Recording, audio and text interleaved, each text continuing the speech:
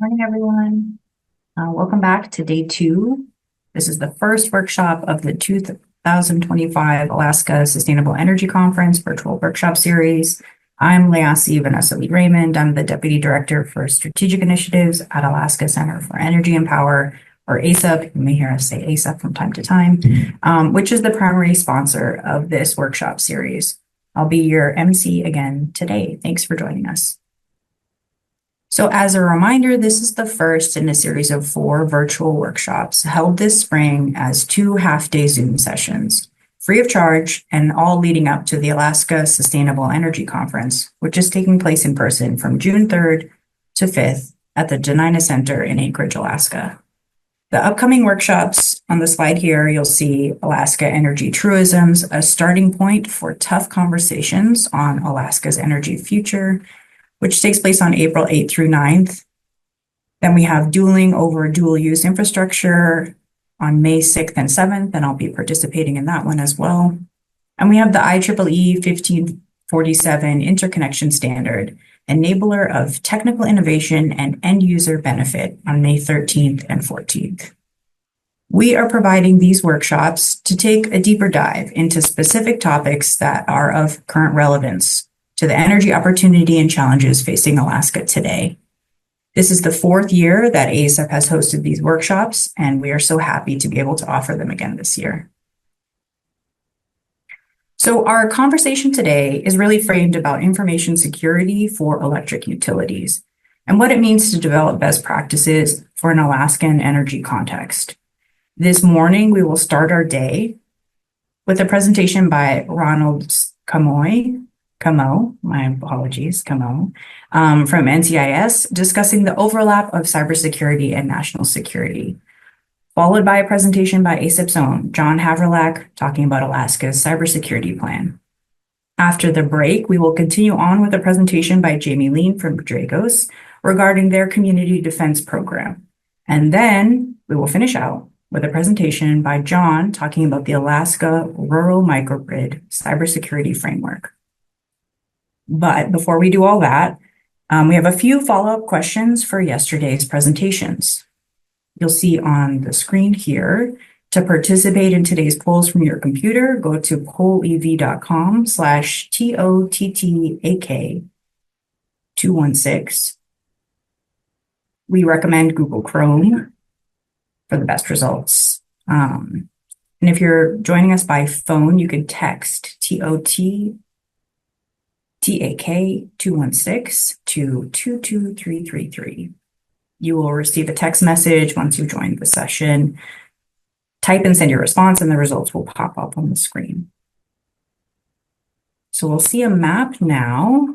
And first, we'd like to know, where are you joining us from? I know we did this poll yesterday, but we want to see if people are joining from somewhere else. So we've got a crew in the Mat-Su. We've got people in Fairbanks.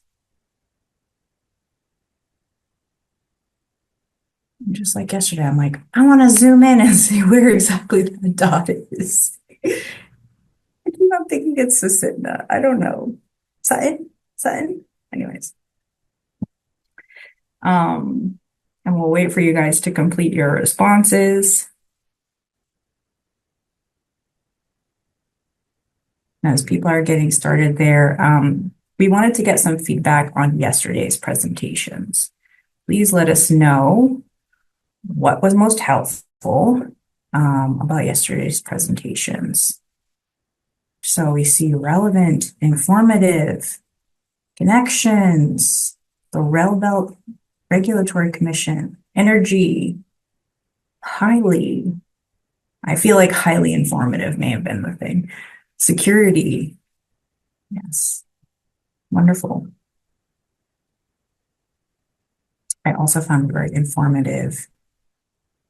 And I think it's interesting to look at, ooh, wow, it's cool to see this change.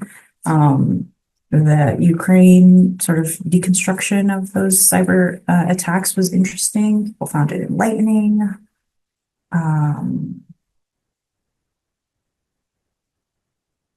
Interesting to think about the privatization aspect. Very cool. And then lastly, we wanted to know if some of your opinions have changed after yesterday's presentations. How concerned are you about cybersecurity after yesterday's presentations? And if I remember, it was 98% yesterday, so we've got about 100% are now concerned. I think we had a lot of practical tips from yesterday on how to shore up your own cyber infrastructure and information security practices. And so I think as you hear that, you might be saying, oh, these are things I can do. And hopefully we hear more of that today. Okay, so thank you to everyone who participated in the polls. I'd like to start the day off there and get your thoughts on the topics at hand. Before we start the workshop today, we just have a few housekeeping items to review. So please introduce yourself in the chat. Let us know your name and the organization you're from.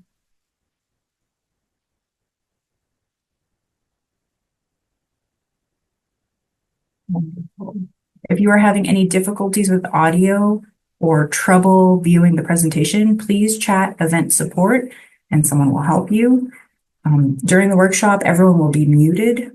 And so please submit any questions that you have in the chat. Our moderators will collect those and curate those questions, and then we'll ask them to the presenters on your behalf. And then this question already came in the chat, but the recording of this workshop will be available on the ASEC website at www.alaskasustainableenergy.com. So if you have to step away or you want to rewatch this or share this with your colleagues or your boss and say, hey, we need to take this information security thing more serious, we got you. Okay. So we are ready to jump in. Let's get started. Please join me in welcoming our first presenter of the day, Ron Camo, an NCIS Cyber Intelligence Operations Specialist. He is a retired Army Reserve Cyber Operations Specialist who has over 2 decades of experience in IT, cybersecurity, and cyber threat intelligence. As a Cyber Intelligence Operations Specialist, Ron focuses on disrupting, deterring, and mitigating criminal, terrorist, and foreign intelligence threats in the cyber domain. He provides full spectrum investigative and operational activities, coordinating with law enforcement and intelligence agencies in the U.S. and abroad. His work also includes conducting electronic media forensics and tracking malware, phishing, and other computer intrusion trends to counter cyber actors targeting data exfiltration. So welcome, Ron. Thanks for joining us. We're so excited to hear what you have to share. Thank you. I appreciate the invite. Good morning, everyone. As you heard in my bio, my name is Ron Camo. I'm with the Naval Criminal Investigative Service, NCIS. Yes, we are a real agency other than just this the TV show that you've come to love for years, hopefully. And they've picked LL Cool J to pick me to play a part. It's a funny plug there. But nonetheless, I'm here to talk to you all about Vault Typhoon and the overlap of cybersecurity and national security. The overall classification of my brief is going to be unclassified, but I have to make sure I mention that to you all. So pretty much let's talk about the threat. I'm not going to necessarily read this entire slide to you, but I think former FBI Director Christopher Wray did a pretty good job as far as talking about this to the open press. And where he talks about there's a little too public focus on the fact that the PRC, or People's Republic of China, are targeting our critical infrastructure. China is targeting critical infrastructure in the U.S. and has plans to inflict pain on our civilian population to support their political and military goals. Most of you, what you'll see can be pieced together from public reporting. So most of everything that I'm going to talk about is in the public domain. So it's not anything necessarily sensitive to that degree. My goal with this presentation is to try and clear up some of the misconceptions about, air quote, Vault Typhoon, and hopefully point you in the right direction on how to mitigate the threat and talk about cybersecurity and national security as well. Vault Typhoon, what does that even mean when you hear Vault Typhoon? Some of you may have seen it in the news, read about it from some of the CISA reports and NSA publicly provided reports. So almost about 2 years ago, Microsoft documented their assessment of Vault Typhoon. And the U.S. government is going through various means of publishing additional information about Vault Typhoon. I believe CISA put out a pretty good report, a joint report with NSA about Vault Typhoon. You can find that on the internet. But the key points to take away with that are pretty much Vault Typhoon in China is targeting U.S. critical infrastructure with the intent of pre-positioning access that will allow them to disrupt the U.S. if there's ever a conflict with China. Hopefully, we won't have that. But if we go back to what former FBI Director Ray said, those disruptions aren't just targeting against the Department of Defense, but civilian sector as well. They're targeting energy, private sector, transportation, telecommunications. And also, I wanted to point out that Vault Typhoon was originally, the name was brought up by Microsoft, but there are other names that the industry has come up with, such as Brown Silhouette, Insidious Terrace, UNC 3236. But for the most part, everyone calls it Vault this particular cyber group or this effort by a PRC, Vault Typhoon. No, really, what does it really mean? So while largely discussed and tracked as, threat actor group, this isn't really different other threat actors that might try to compromise your network. So it's, what does it make a Vault Typhoon any different from any APT or Advanced Persistent Threat Group any different? I would argue what's important about Vault Typhoon is really the concept and not necessarily one threat group or the adversary infrastructure, such as IPs and indicators of compromise.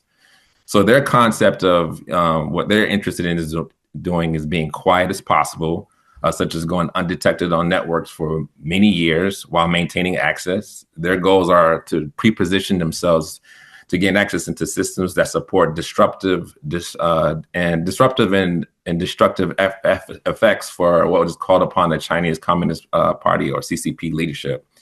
Versus the before times back in the day, what they would usually do is go into clear defense contract entities or other companies or just the government as well, and grab as much information to basically compromise that information and make it their own. Or similarly, we've seen with their Joint 22, I think that's the name of the plane that they've come up with. But one could assume that they probably notionally grabbed that information, but through compromised means from clear defense contractors.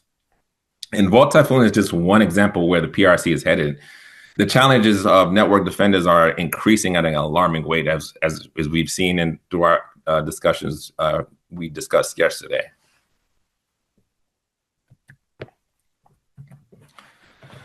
So the overlap between cybersecurity and national security. Cybersecurity as a national security concern is no longer just a technical issue. So it's not just, hey, we need to block IPs and that's pretty much it, and look for malware and things of that nature. It's come to the point where this is a U.S. defense policy. Vault Typhoon's attacks demonstrate the vulnerability of critical infrastructure and the need for integrated cybersecurity strategies within the national security framework. For pretty much, we're going to necessarily try to secure our critical infrastructure. We need to put that in a national security framework. So it's not just, let's just put some antivirus and monitoring tools. We need to look at this from a national security framework. Cyber threats impact national security, as we can apply here, as I've been discussed since yesterday, and when we continue to discuss disruptions into energy supply chains, communications, or military networks can weaken the country's ability to respond to external threats. As we know, power powers military bases and things of that nature. So we need those things to pretty much, fight the good fight in the event or defend ourselves in the event we're ever attacked. So from the DoD's perspective, national defense is increasingly dependent on secure digital infrastructure, and a breach could have devastating consequences for military readiness. I'm sure most of you seen diagrams like this in the past. This one's not necessarily the best, but it's kind of hard to read, and it's also kind of hard to read. But so we're really going to visually on the same page. So as you can see here, there's an attacker on a laptop. They're exploiting a publicly facing application or a server device. They're using credentials from the public facing device to move into the internal network. More credentials get harvested and exfilled to assist in maintaining future access. Eventually, hopefully, that external thing will get rebooted, patched, updated, and access to through the vulnerability will no longer be available. So hopefully, individuals are practicing good cyber hygiene by updating their devices that are publicly facing or even internal to their network. The ultimate goal here is to use valid, legitimate credentials through which an actor can routinely access your network. Once this form of persistence is established, the actor can conduct discovery work on your network using already available tools on your systems while appearing to be a legitimate network user. And we'll talk about that in the next slide, but when we talk about available tools already in your system, these are pretty much tools that come with the system. They call this living off the land. So things like 7-zip or WinZip, things that are already on your computer, the actor can pretty much use that at their discretion without being detected. Also, they're not necessarily coming from IPs in China. They're using things like VPNs and compromised small office routers and things of that nature and other things. So that way, most folks are looking, well, I need to block Russia and Chinese IP addresses. Well, no, the adversaries aren't necessarily coming strictly from their just infrastructure in their homeland countries. They're using U.S. infrastructure to compromise your network.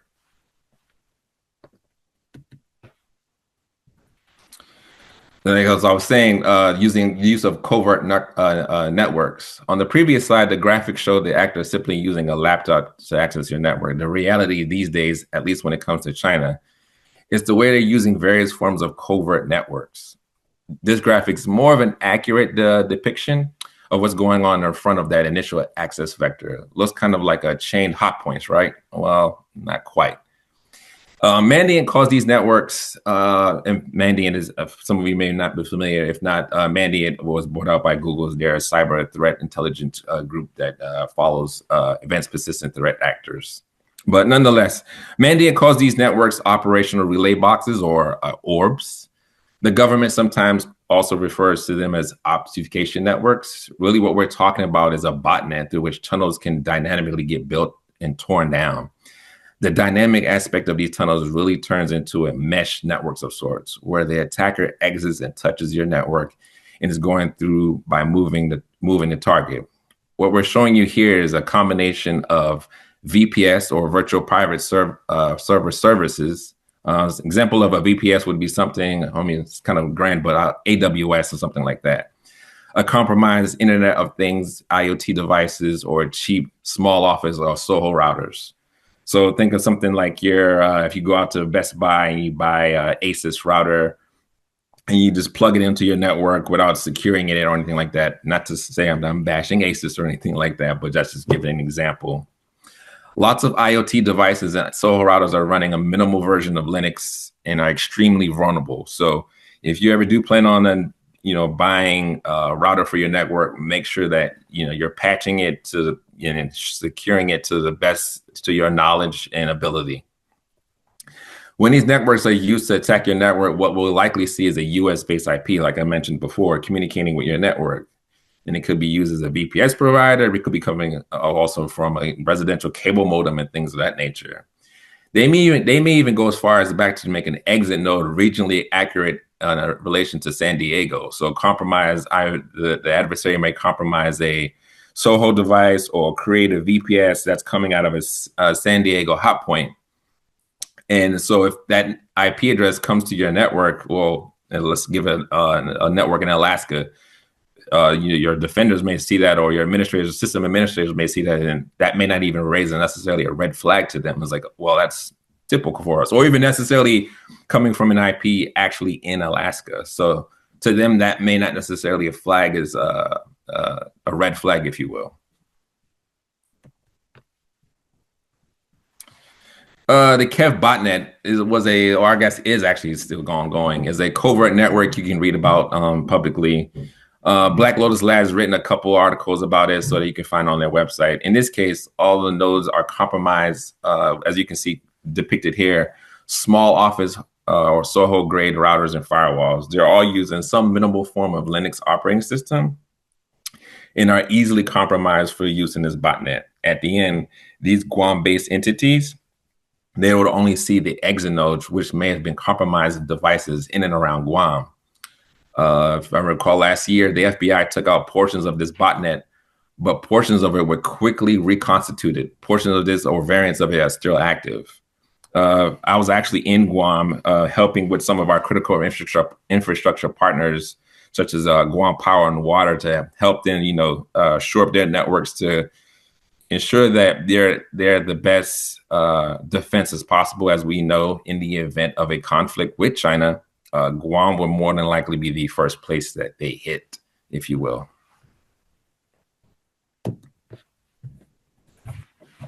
So like I was talking about living off the land, LOTL. Okay, so now that we made it hard for them to trash, so now that they've made it hard for us to trash or trick their infrastructure, they've used stealthy exploits and valid user credentials to gain access to your networks. Well, what happens when they get inside of our networks? Well, Vault Typhoon actors aren't necessarily relying on custom malware or remote access tools or other malicious codes to work through your network. They're using what's already available on your systems or your network devices, things like Windows Management Instrumentation, WMI, PowerShell, Windows Command Line. I'm sure most of us, we probably have 7-zip or WinZip on our workstations. Well, the adversary, they use that to pretty much, once they grab documents or things that they're interested in, you use those tools to zip up those particular files for future use. I'm not going to go into a deep dive of other tools that they've used in the past, but that gives you pretty much a good idea of some of the window-based tools that they're using to further their exploitation and persistence. Rudy talked about persistence earlier. This is just reiterating preferred methods of persistent access using valid credentials and access vectors. Once this form or persistence is established, the actor can probe the network to discover access to systems that could be used to cause disruptive or destructive effects when needed. When it comes to discovering assets of interest on your network, the idea is that they are now using a legitimate account to use on your network. So how can you detect that? It's almost impossible to detect that they're coming into your network once they use legitimate credentials. There's some things that you could possibly do is look at some awkward date time groups. Well, what this user typically comes and logs in at 0830, or why are they coming in at 0300, or I'm sorry, 3 a.m. to log into the network and accessing certain files that they shouldn't. So, I mean, that would take a network administrator to, go through those logs or look at some of that information, that anomalous activity, but also that takes time, and they have to have these certain trip points or tripwires set up so that way they can detect some of that. But most system administrators, they're not necessarily looking for that.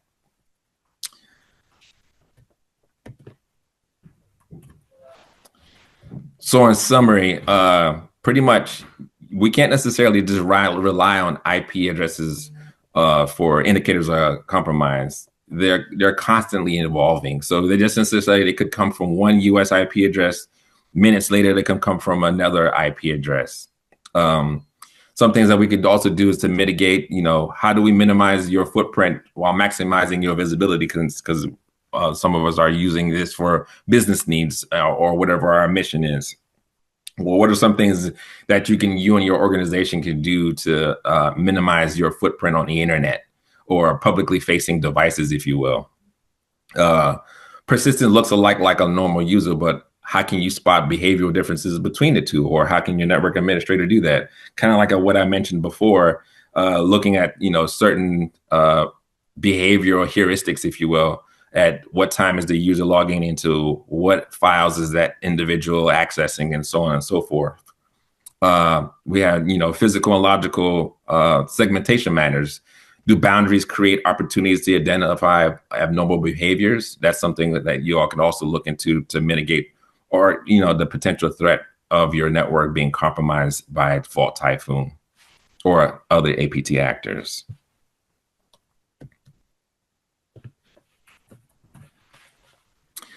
So continue on with some of the mitigations. Let's talk about a little bit more vulnerability and patch management. Are you aggressively patching external accessible systems? That's very important.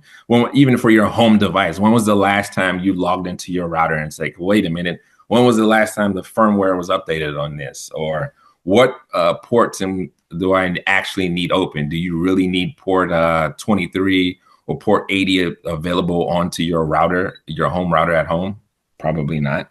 asset management. When a new CVE is announced, are you able to identify whether the devices on your network or your system administrators are able to identify if that device is available in your, what are you doing for your patch management essentially? What EDRs do you have deployed, if any, endpoint detection response? From my understanding, I'm not necessarily doing a plug for Mandiant or Google, but I do know that they do a pretty good job of having endpoint deployment across various networks. You also have your black box appliances like Fortinet, Pulse Secure.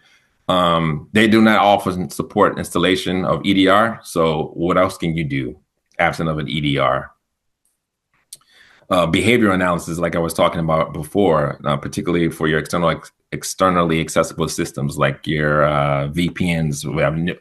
Most of us are remote users for your remote, not necessarily for government anymore, but for your VPN users that are coming in, your remote workers, what are some things that are anomalous for them to do when they log into the network, or could be potentially anomalous on the network? And these are some very basic mitigation things that and then an organization could deploy to ensure that, well, not necessarily ensure, but help mitigate any potential threats from advanced persistent threats, or even your criminal hackers as well. That pretty much concludes my brief. So we're going to move into the questions portion. Thank you, Ron. That's fascinating. While we have questions coming in, one from John, are there any specific, sorry, my chat's bopping around. Are there any specific no related threats to Alaskan utilities? Are small energy utilities in Alaska at risk?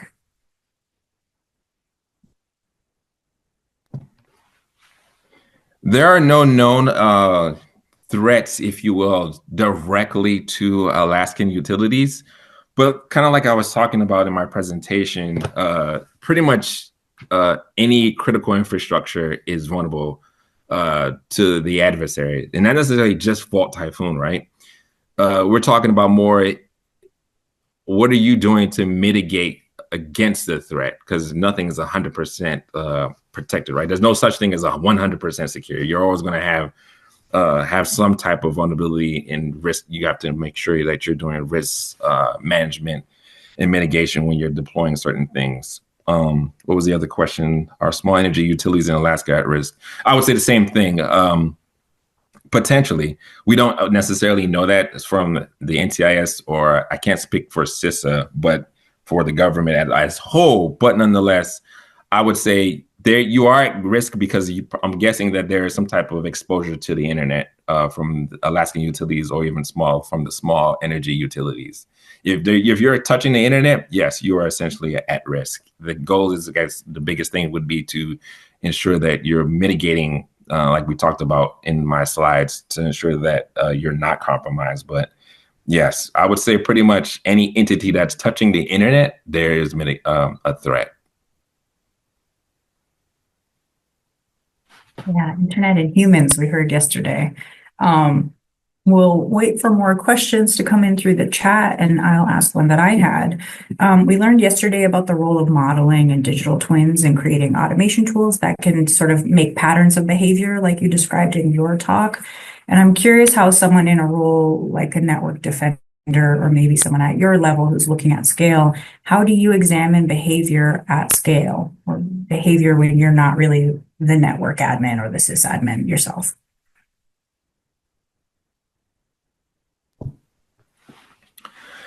Well, I guess it's kind of hard when you're looking at it from an end user perspective. What can you do? I mean, kind of like I was talking about earlier, you can do things just basically at home, right? You can make sure that your devices are updated to the most recent firmware, or even your computer or computers or devices that you're using to access your work devices, or just the internet in itself. Those are some basic things, but as I guess an end user, it's very hard to necessarily, protect your entire organization's network, but there are some basic things that you could do. Make sure you're using good passwords. But in this day and age, most entities were using 2FA, two-factor authentication. But you still should still ensure that you have a pretty good password and things like that, and practice good cyber hygiene. Don't necessarily use the same password across the board of everywhere. So it's kind of hard for just a basic end user to necessarily ensure that, they're ensuring security for their network. But I would say also, for the non-network users, or I guess administrators, folks in the leadership capability that can make those calls to ensure that the networks are secure from threats, they should probably ensure that they're reviewing certain things that are out in the wild or being publicly be made available about APTs. Research some of that or read about it and ensure that their network administrators are deploying those mitigations. Mhm. Awesome. Thank you. We have a question in from Liz. Is the initial access via phishing? And we heard quite a bit about phishing yesterday. When it comes to Vault Typhoon, I haven't me personally, I haven't necessarily seen any access vectors via phishing. Most of it has been the compromise of Soho devices. Actually, I take that back. Yes, I do recall a couple instances of Vault. I apologize. I do recall actually a couple instances of where phishing was used by Vault Typhoon actors to gain credentials of a user, and from there they were able to pivot across the various networks. So yes, in some instances, initial access was via phishing, and in some other instances via compromised small office or Soho routers. Okay. I have another question if people are still typing in the chat.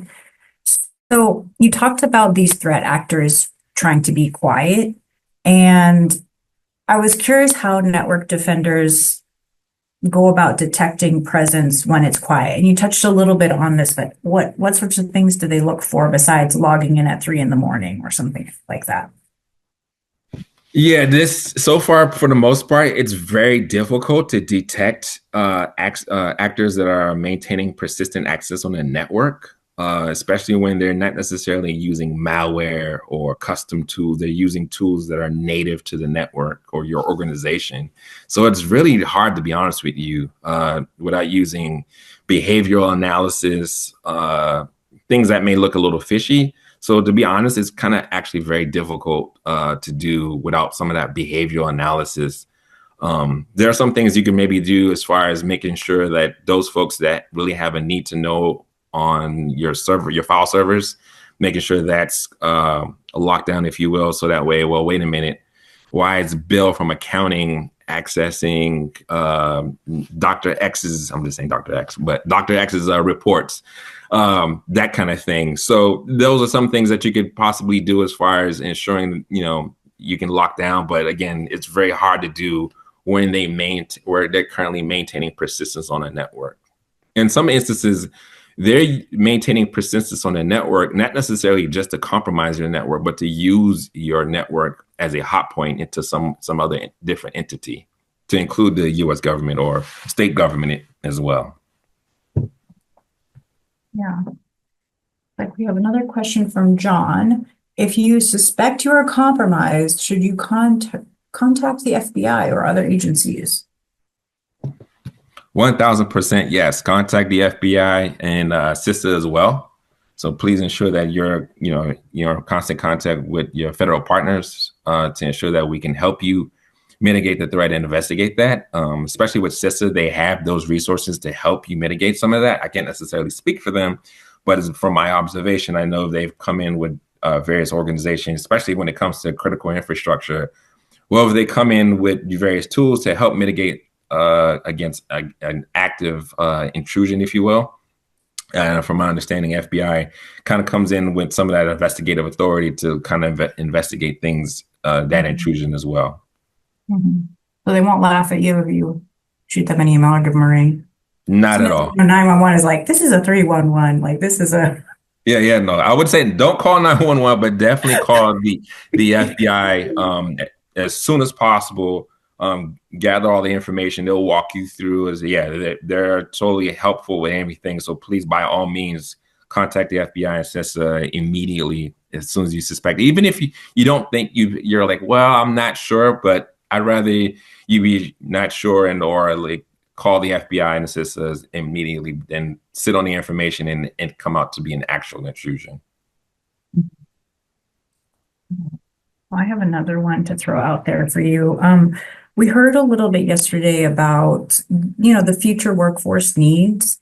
And while we heard your background in the bio, I'm curious what drew you to this work, and then how do you think the future workforce, what do you think the future workforce needs are for this type of threat detection and prevention? Wow, great question and loaded as well. Sorry. No worries. So what drew me to this type of work? So I began a career in IT. I've always liked IT since I was a kid. If some of you remember, I don't know how old some of the folks are in this room are into IT. I was into like bulletin board systems as a kid. And I moved into the internet and so on and so forth. I joined the Army Reserves. So I started doing IT in the Army Reserves. Then IT started in the, I would say, late 90s, started moving towards cybersecurity. And publicly as it's known, then there started being things known as advanced persistent threats. I don't think they were called APTs back then. I can't remember but there were different threats to the networks in against DoD and other companies, if you will. So I was always drawn through to the defense, the nation and things like that. So that kind of drew me into that, and I was working into, I guess, cyber intelligence, if you will, since then. So to this present day, I still work cyber intelligence. And what was the other part of that question? I'm sorry. What do you think the future workforce needs are? New people coming in, what skills do they need? Who do we need to help you do your work? You don't necessarily have to be the smartest whiz bang guy or gal or whomever in between to know the latest scripting or AI modeling. Or I would say the biggest thing would be user education, if you will. That's the biggest threat, if you will, uneducated user base. I would say that's the biggest thing. So ensure that you're doing annual, like in the government, at least the DoD side, we're required to do annual information assurance training, and it's online. We're required to do that annually. I think the same thing should be done across private sector or critical infrastructure, or I guess local government and municipalities. I don't know if they're doing that as well, but they definitely should do that at the minimal lowest level, even to the guy that's necessarily, or gal that's necessarily picking up the trash. Because at the end of the day, I'm knowing that you're probably using a computer to enter their time card. So I think it's behooves everyone to do basic education.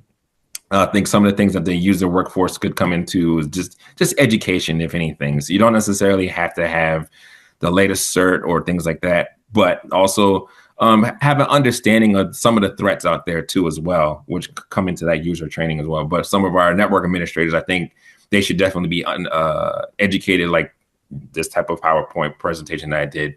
Learn about some of the threats that are out there that are, what we're faced with against, adversaries or entities that are adversarial to the United States, or even against your organization, or even if you're necessarily think, well, I'm just some guy that's running a ice cream shop. Why should I care? But the adversary could use your network to go against the government, or just be silently waiting to pivot from your network to another network. So I guess one of the biggest things is just education, if anything. Mm-hmm. I hope I answered that question. Yeah, for sure. Yeah, it's sort of like we all need to level up because there's a weakest link component here, and that will be the access point if there's an unsecured network. Or okay, that makes sense to me. I think user education makes a lot of sense. We heard a lot about human error being a big vulnerability. We have another question coming in from Glenn, who said, what signs, if any, could we look for to know if our home network is compromised? From a home network. So if you're in a home network's compromised, some things you could look at some of your router logs. If they're inbound IP addresses that look fishy to you, not necessarily just from China. It just looks kind of awkward. Like, wait, why is this IP from wherever accessing my network remotely? Those are some things to look for. The language settings on my router has been changed to Cyrillic or Mandarin. I'm trying to think. If you notice maybe some anomalies that are happening on your nodes, like your laptops and things like that. I know that's kind of vague to say, like anything could be anomalous in your network. It could just be your laptop's not functioning properly and you think you're compromised. So not necessarily. So I would just say anything that you think that could be anomalous, try to investigate to the best of your ability. Looking at some logs, I would say probably turn on logging on your router. Most routers have logging enabled, or ensure that your firewalls turned on for that matter. So I would say some things to look for is just certain anomalies that are occurring on your network. The biggest thing would be inbound remote connections. That's kind of odd for that to happen at someone's home, unless you're running some type of service or servers on at your home network. Then okay, but for the most part, that's, I would say, the biggest thing to look out for. Yeah, we've got some comments in the chat too on how to do this. I think just speaking of the home situation, Ron, I wanted to ask you, some people in your line of work become total Luddites in their personal life, and some people are still total tech, everything teched out. I'm curious, how do you fall on that divide? I used to be that total tech nerd kind of. I won't say nerd.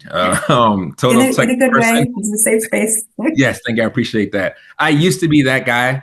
But once I started having a family and 3 children, that kind of just fell by the wayside, especially as I've gotten older. I still kind of dabble in a couple of things like as far as IoTs and the internet and hacking, and I won't say hacking, but blue team hacking, things like that, but not as much as I used to, especially with the work-life balance. And as you get older, certain things aren't as interesting to you as anymore. So I would say not as much as I used to personally, because obviously when you have 3 children, things I got soccer practice, basketball practice, and so on, and everything else in between. So I would say, me personally, not as much as I used to. Well, thank you for everything you shared today. It was really, really helpful. I think some of those slides we need to go and pour over because there's a lot of richness there. And I hope we get to chat more with you in our work at ACEP. So thank you. Likewise. Thank you for the invite. I appreciate that. Okay, so now help me welcome back John Haverlack from ACEP to discuss Alaska's cybersecurity plan. In his role as the information security lead at ACEP, John works closely with researchers and partners to understand and navigate cyber risk regulations, technical controls, and resources. His most recent focus has been the design, deployment, and maintenance of cyber infrastructure on board the RV Sikuliak, which, if you don't know, is UAF's ice-capable vessel and one of the flagship ice-capable vessels of the NSF fleet. So welcome back, John. Thank you for sharing with us again. All right, so thank you for the introduction, Vanessa. And this presentation is on the Cybersecurity Capability Maturity Model, or C2M2, and the Bipartisan Infrastructure Law, BIL, Section 4126 Cybersecurity Plan. It's perhaps the worst named cybersecurity plan I've ever encountered, but it has some use. The Cybersecurity Capability Maturity Model is referred to as C2M2, and it was developed by the U.S. Department of Energy. And it is a freely available tool to help organizations evaluate their cybersecurity capabilities and optimize their security investments. It uses a set of industry-vetted cybersecurity practices to focus on both information technology and operational technology assets and environments. And the goals include enhancing your cybersecurity posture by reducing risks, consistently measuring those capabilities over time. So it's not a one-time thing, it's an ongoing process, and to share knowledge and threats, and to prioritize actions and investments. So there's a lot of things that you need to do to make yourself secure, and you want to help understand what is the most bang for the buck, what helps improve your security posture with the least effort, and they'll help you prioritize those actions. So that's kind of the goals of the C2M2 maturity model. You may have heard people talk about cybersecurity frameworks like the NIST framework. Though those cybersecurity frameworks are very similar to this maturity model. They go hand in hand. They're all after the same goal. It's a set of established practices that we can adopt and are readily available. But technically, C2M2 is not a framework. It's a maturity model. And it is a maturity model because you got to crawl before you can walk and walk before you can run. You have to start out from the beginning and iteratively improve yourself over time to get better. So C2M2 does this by organizing under 3 different maturity levels, or maturity indicator levels, MILs. And so one is to say that you've initiated it, you've started the practice. It may be ad hoc, it may not be very well documented or practiced, but you've at least started doing some activity. Performed means that you have practices that are documented and you're routinely taking actions in a particular area. And then you practices are more completed in advance than they would be in MIL1. And then under MIL3, level 3, these would be much more mature and they're considered managed. And you can even collect data on those practices that help inform you how to improve your processes over time. And the entire C2M2 maturity model is done by first performing a self-evaluation, analyzing the identified gaps. So the evaluation, this is called doing a gap assessment. You take in data, you analyze it, you find the risks and vulnerabilities from where you're at today to where you would like to be. Then you create a cybersecurity plan, and then you implement that plan, and then you reevaluate and see how you've improved and find out new risks and continue the process through time. So that is the basic process for C2M2. C2M2 organizes the activities under 10 domains. They call them 10 security domains. The first one is asset, and it encompasses what's something called asset management, which is basically an inventory of all of your IT assets or OT assets. The name for this in the industry would be IT asset management. Even though it's called IT asset management, the same practice would apply for operational technology. It's basically getting a list of all of your computers, devices. It would also include data sets. So it could be hardware, software, and data sets. And you want to inventory those, and you want to identify if they are managed and patched and updated, so you can keep track of them and you know what their vulnerabilities are. IP address management, or IPAM, is another practice. DNS, domain name systems, DHCP, which I'm not going to go into what each and every one of these things do, but hopefully those of you familiar with running networks, some of these will sound familiar. Configuration management was talked about in an earlier presentation, and that is the practice of identifying this change in the configuration of the way systems should be, documenting that, and ensuring that the systems are configured as they're supposed to be. So that's also can be used as a detection tool. If someone were to compromise your system and you come in and you rerun the configuration and it detects a change, you could find out that there has been a change from the intended configuration to the way it currently is.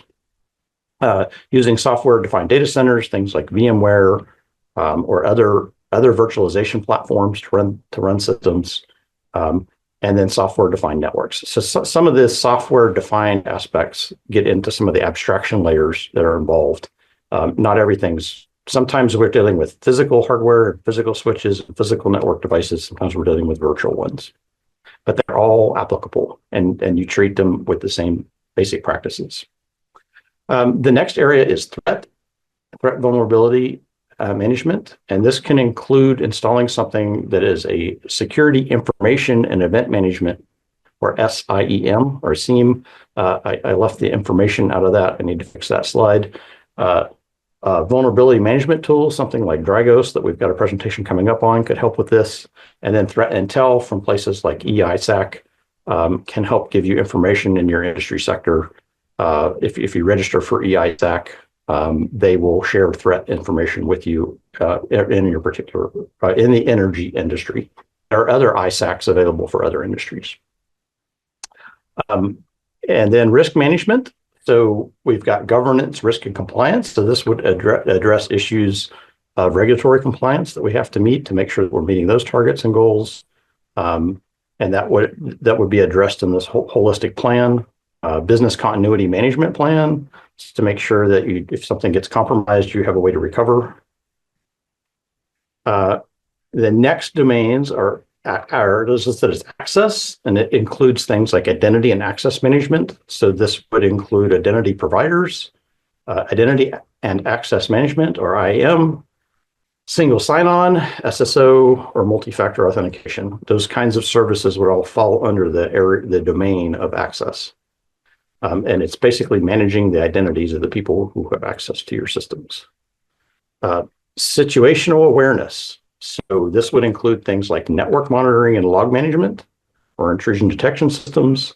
It could even include something like a closed caption or a closed circuit TV system in your on-premise that monitors physical activity or like a security camera or something to that effect. Response. So we want to be able to have event and incident response procedures to ensure continuity of operations.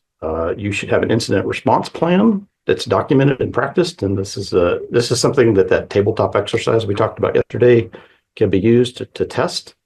And you also want a disaster recovery plan so that you know that you have things backed up and that you can test that your backups can be used to recover any of the systems involved in your asset list to this configuration managed state that they are supposed to be in, so that you can quickly return things to service in the event of damage or compromise. And that protects you not just against cybersecurity threats, but also against physical damage or theft or things like that could happen to systems.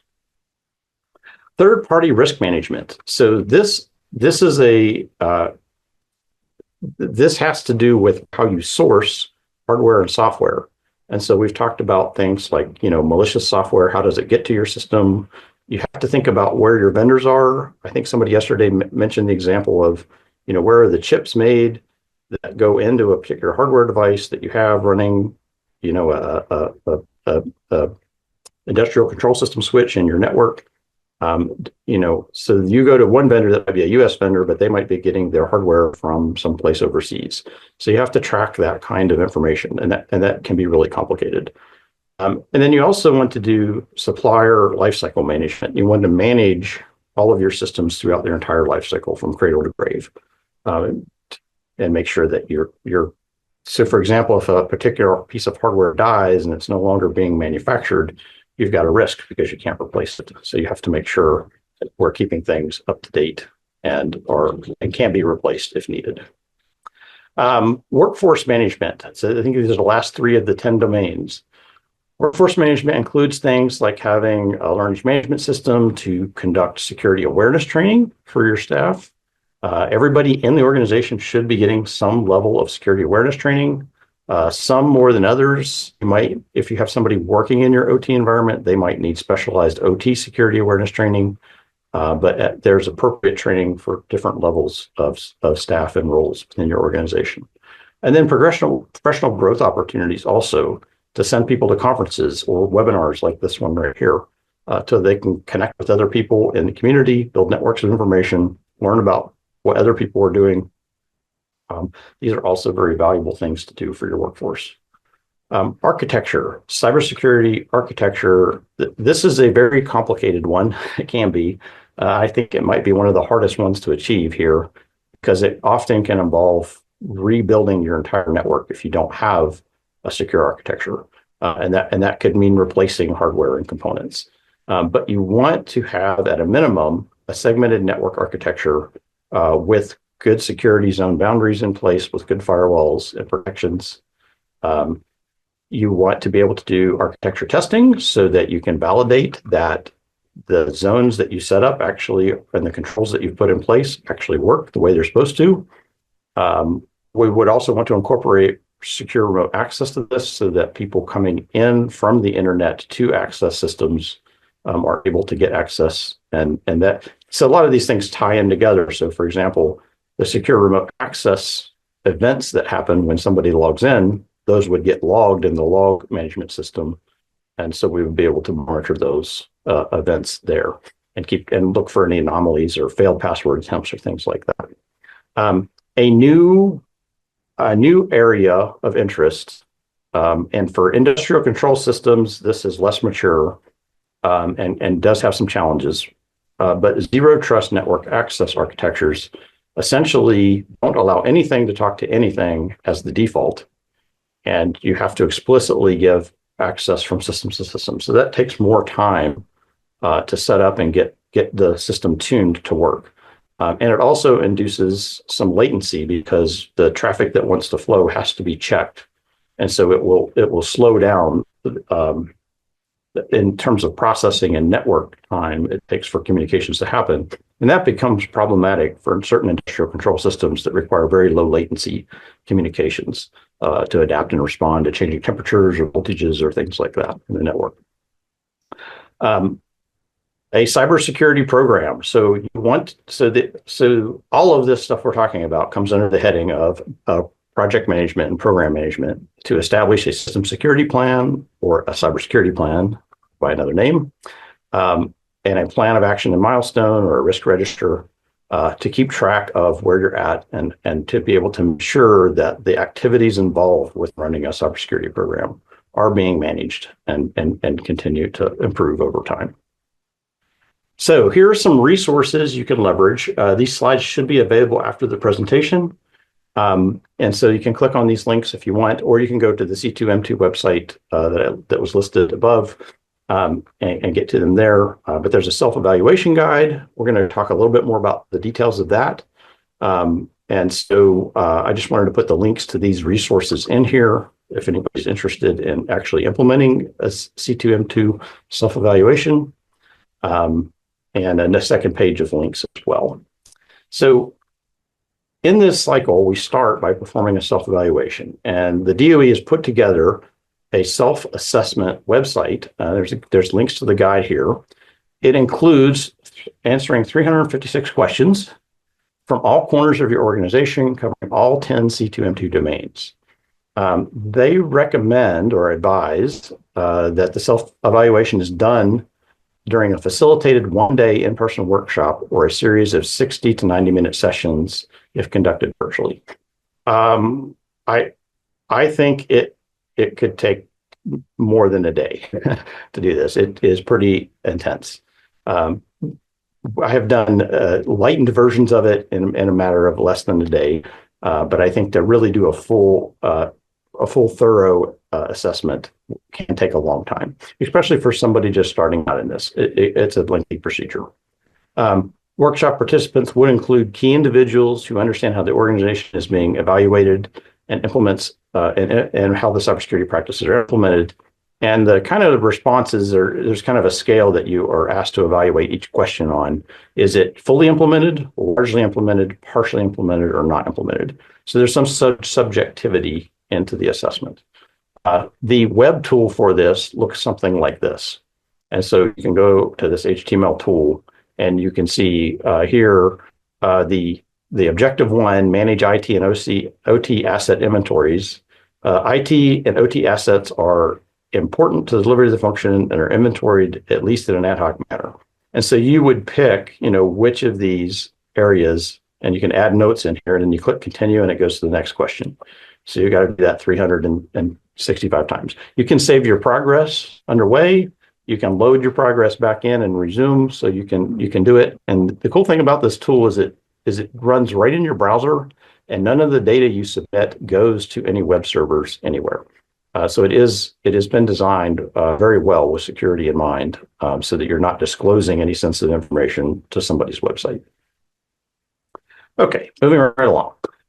After you do the assessment, it will generate a report for you in a PDF. It tends to be about 100 pages long.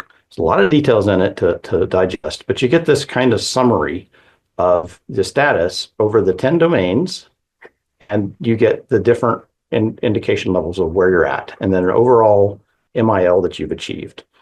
So you can see that the asset, the threat, the risk are here at MIL 1 because all the MIL 1 levels have been achieved. And in this case, for access, this particular example shows that MIL level 2 has been achieved. We have no partially or not implemented scopes within access. And so we're at that level here.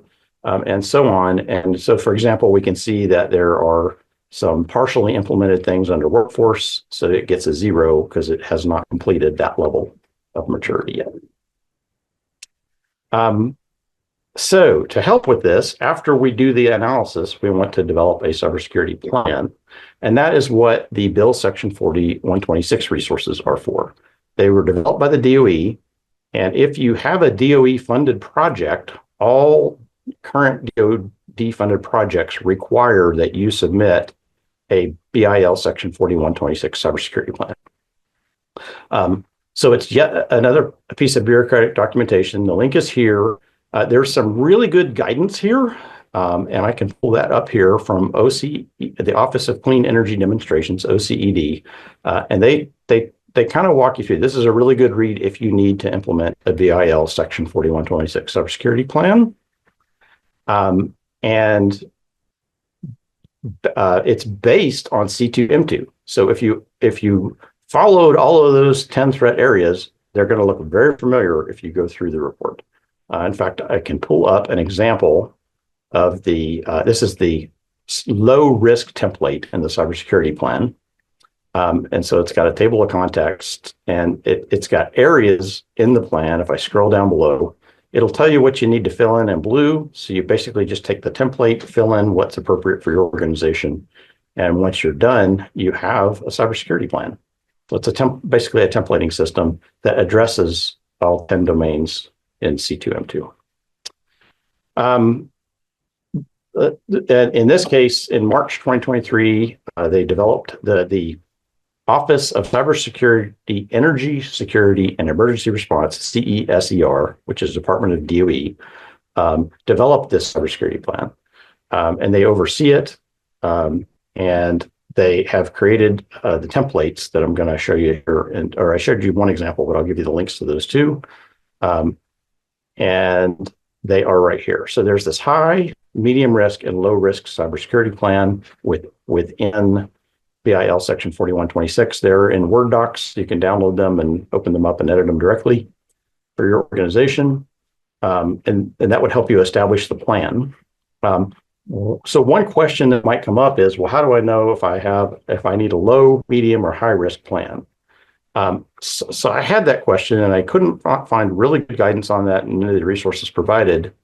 So I went out and I created a spreadsheet that goes through each of the different controls for the low, medium, and high risk plan. And I have made that spreadsheet available here. It's down here in the bottom right. And so you can see the number of controls involved. If you're getting started out, everything you would do in a low plan is going to be needed for the medium and then the high. And I think you've got to understand it in terms of your organization's risk and impact. So if you're running a small energy utility, if the impact would just be to your small community, you might consider that low risk. If you're part of the energy grid in Alaska, you might have larger risk involved, and you might need to pay more attention and then address more controls. So the number of controls listed here are the number of things you have to do. So there's 10 different things to address in a low plan. So it's just kind of doing the bare minimum. As you increase in level of risk, you would address 33 different activities and then 52 different activities for a high risk plan. So in conclusion, what I would say is this is an excellent, freely available tool for organizations looking to start a cybersecurity program. It's a good way to get started without having to try to create something on your own. There are other frameworks you could look at, like the NIST framework is another excellent example. And it does require a significant amount of time and expense to navigate and implement. So you might consider hiring somebody who's familiar with it to help walk you through the initial self-evaluation assessment or do that gap assessment for you. That's not a bad idea if you can afford it. It's well aligned with cybersecurity best practices in OT networks, and it is required. Fortunately or unfortunately, it is required for DOE funded projects. So if you have funding from DOE, you will see this requirement, and so that this would be relevant to you if that applies. So with that, I will take any questions. Well, John, I'd say we're all really lucky to have you digging through all this stuff and explaining it, especially making handy tools to decipher. We have a few questions coming in the chat. So the first one is from Michael. The NIST CSF 2.0 community profiles have made implementation and customization more readily accessible. Sorry, not accessible, actionable. Have you evaluated that product line against this C2M2 model? I haven't done a full assessment on that, but I totally agree with that comment. And I think the NIST framework might be a little lighter weight. And I do have some relevant discussion on that in my next presentation coming up in an hour or so. So I'm going to have some slides that does some comparison between those, at least initial assessment. But I haven't done a full thorough assessment or a mapping. But there are also mapping tools that map from one framework to another, and that might also be another helpful thing to look at. The good news for anybody that has to deal with multiple frameworks or multiple requirements is that we're all trying to do the same thing here, really, whether it's NIST or C2M2 or CMMC.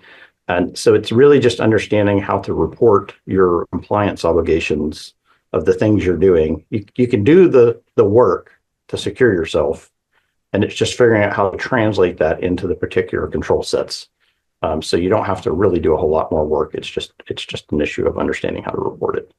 But the whole point of the last presentation is, yeah, I think we need to keep things simpler. This is somewhat complicated, and it's one of my pet peeves. Yeah. Yes, totally agreed. Yeah. Yeah. Great comments in the chat. And I know people are still thinking of questions and dropping them in. John, I had one for you. As we think about the staffing and the costs associated with doing good information security, looking at 356 questions and the mechanics of how do you actually go through this, what creative ideas do you have for resource-strapped community-run organizations that are managing critical infrastructure?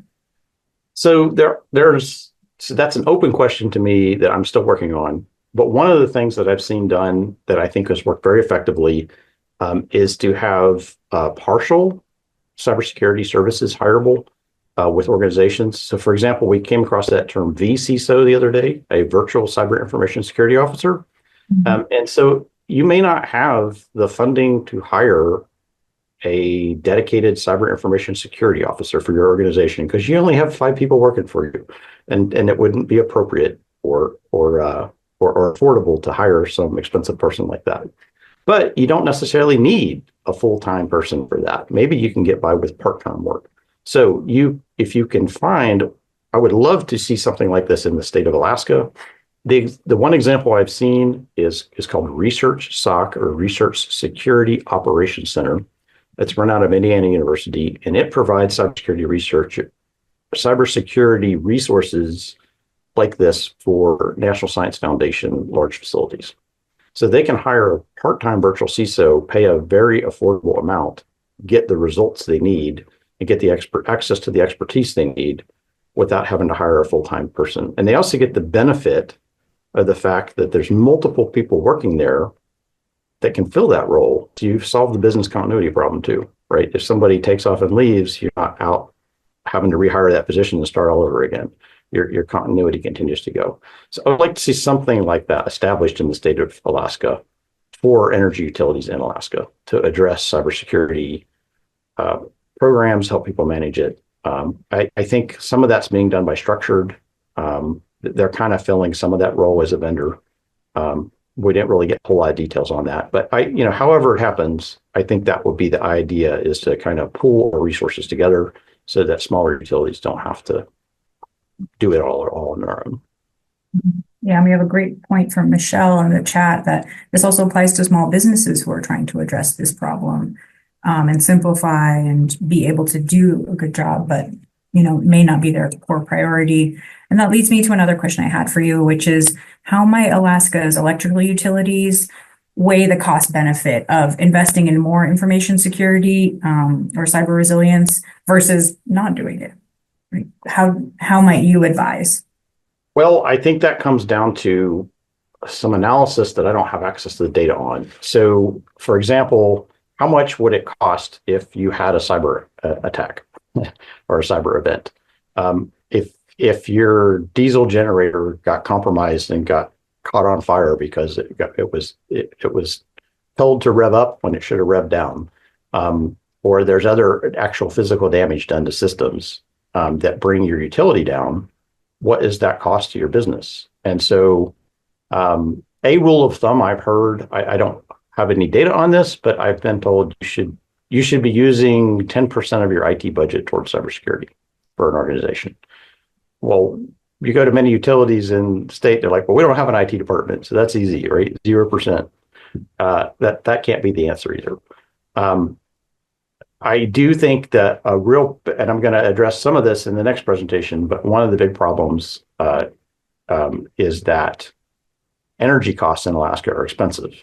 And so when you have a small utility that doesn't have a lot of staffing and doesn't have a lot of resources to throw at this, even a single position or adding personnel can be very expensive. So I think it's going to be a combination of pooled resources so that we don't have to spend as much. It's also going to involve boots on the ground and more access to training to train existing people in communities who are local to the resources. So I think it's a multifaceted approach to address that. I hope I answered your question. No, I think you're adding a lot of sort of nuance to this topic. Yeah. This is complicated, yes. And Michael says in the chat, cybersecurity equals business continuity. So they're integrated, and while it may seem like a splurge, it isn't when things go wrong. I totally agree with that. And I also would just add to it, you can't let cybersecurity be also in the way of accomplishing your business mission, right? So your organization has a mission, and if you're not careful, cybersecurity, like you can't do that, all of a sudden you can't do anything. That's not reasonable either. We have to find that appropriate balance between doing nothing and locking everything down. And that's I think the real trick. The group in Indiana is Research SOC. I'll find their link after this and I'll put it in the chat.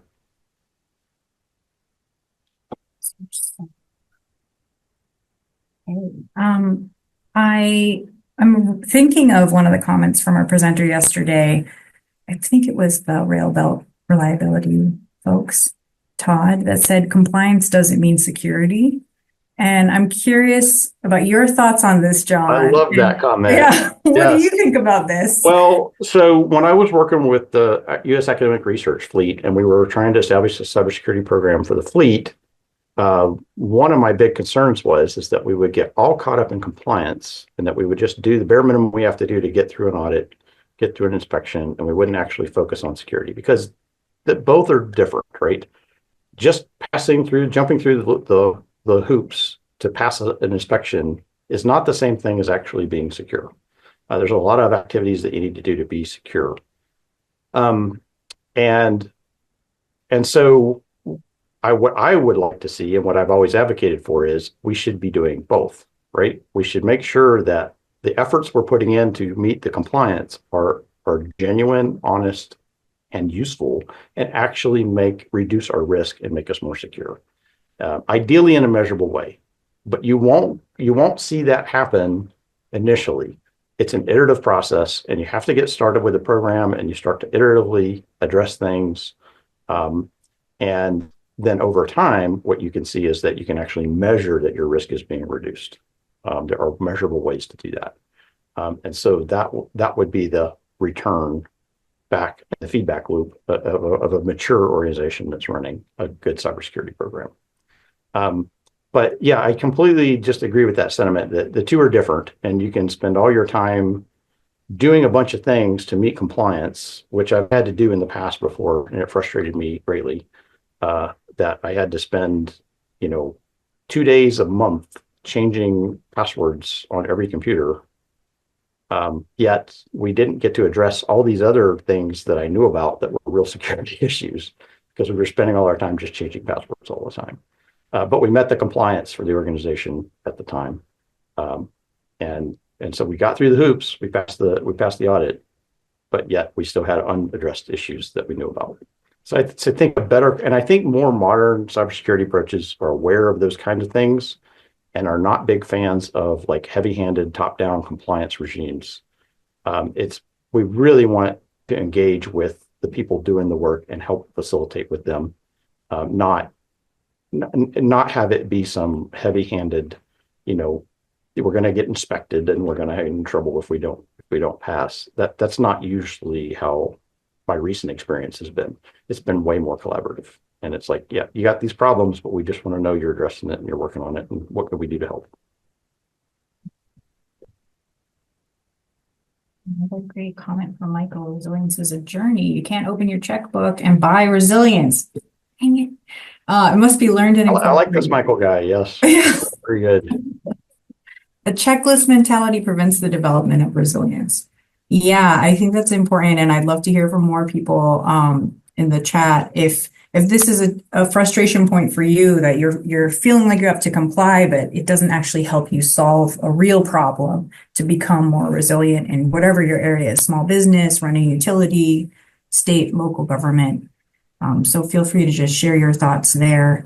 I have another question for you, John, if you have a moment. Certainly, yes. We have heard a few times over the course of the workshop about the need for a good updated disaster recovery plan, and you touched on it in your overview of C2M2.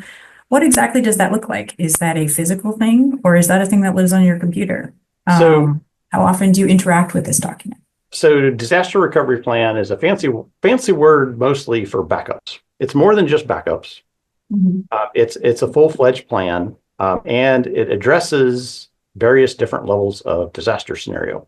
So that could be, I had a virus on my computer and a ransomware attack locked up all my files, and how do I get them back? How do I address that? So there should be preparation for that, because if you have good backups being done correctly, then you should be able to recover your data and not have to worry about paying the ransom. But there's, you might have to reinstall your computer and reinstall everything, but that would be the recovery plan part, right? But it could also be a natural disaster came by and the office I worked at is now a smoking crater, right? That would be a catastrophic level of scenario. So how do we recover from that? We should be able to do that too. And that requires things like offsite backups, so that your backups aren't in the same building that all your infrastructure is running. So there are some really important things to have. Offsite backup is really important. So I'll just list a few things for disaster recovery plan that for backups. Your backups should be not on your computer, which means they should be backing up over the network to another computer, not to a USB drive or anything that's attached locally. Because if your local system is compromised, so is the backup device that you're backing up to, if it's a USB drive. So this is why you want to back it up over a network to a remote computer. Those backups should also be encrypted with strong encryption, so that there's a passphrase that's needed to recover them. Another thing that you should do is you should do validation testing of your backups. So you should periodically go recover something from them. Because like was said yesterday, it's one thing to know your backups are running and you've got backups for the whole year, but if you haven't bothered to spot check and test that you're able to recover from them, there might be a problem with that, with the recovery mechanism. And so you want to spot check that and verify that, yes, I can recover data from when my backups are still working. Because if you haven't validated that, you don't know that your backups are good. So there's more to this than that. This could do a whole presentation on disaster recovery planning.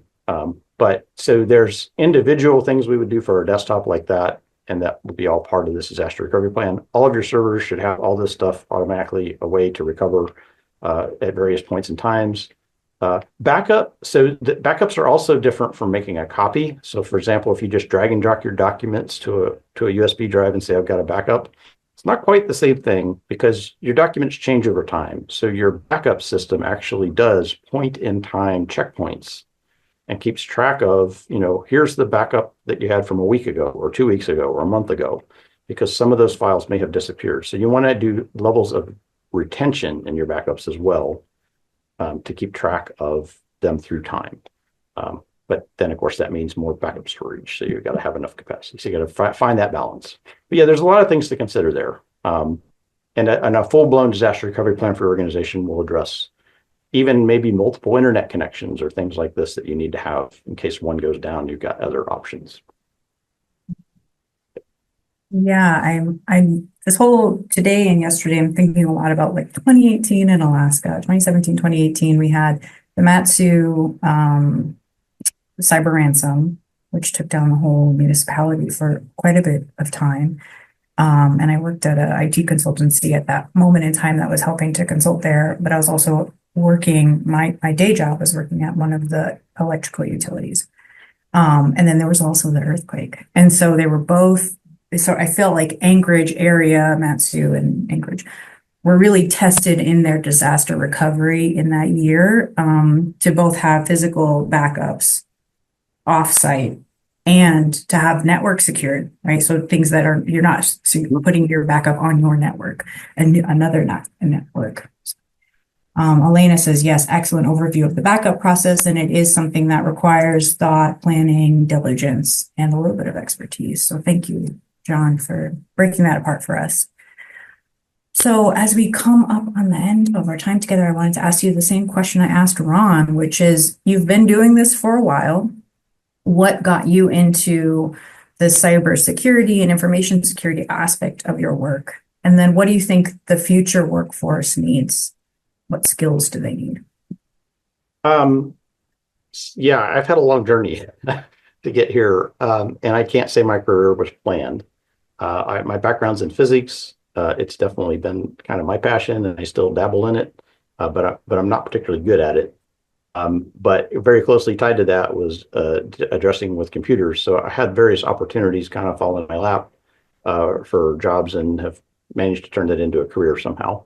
And the cybersecurity thing was kind of the same situation. I was involved in the U.S. academic research fleet with Sikuliak, and as an IT guy, and doing the network infrastructure for the ship and all the systems that ran on the research side of the house.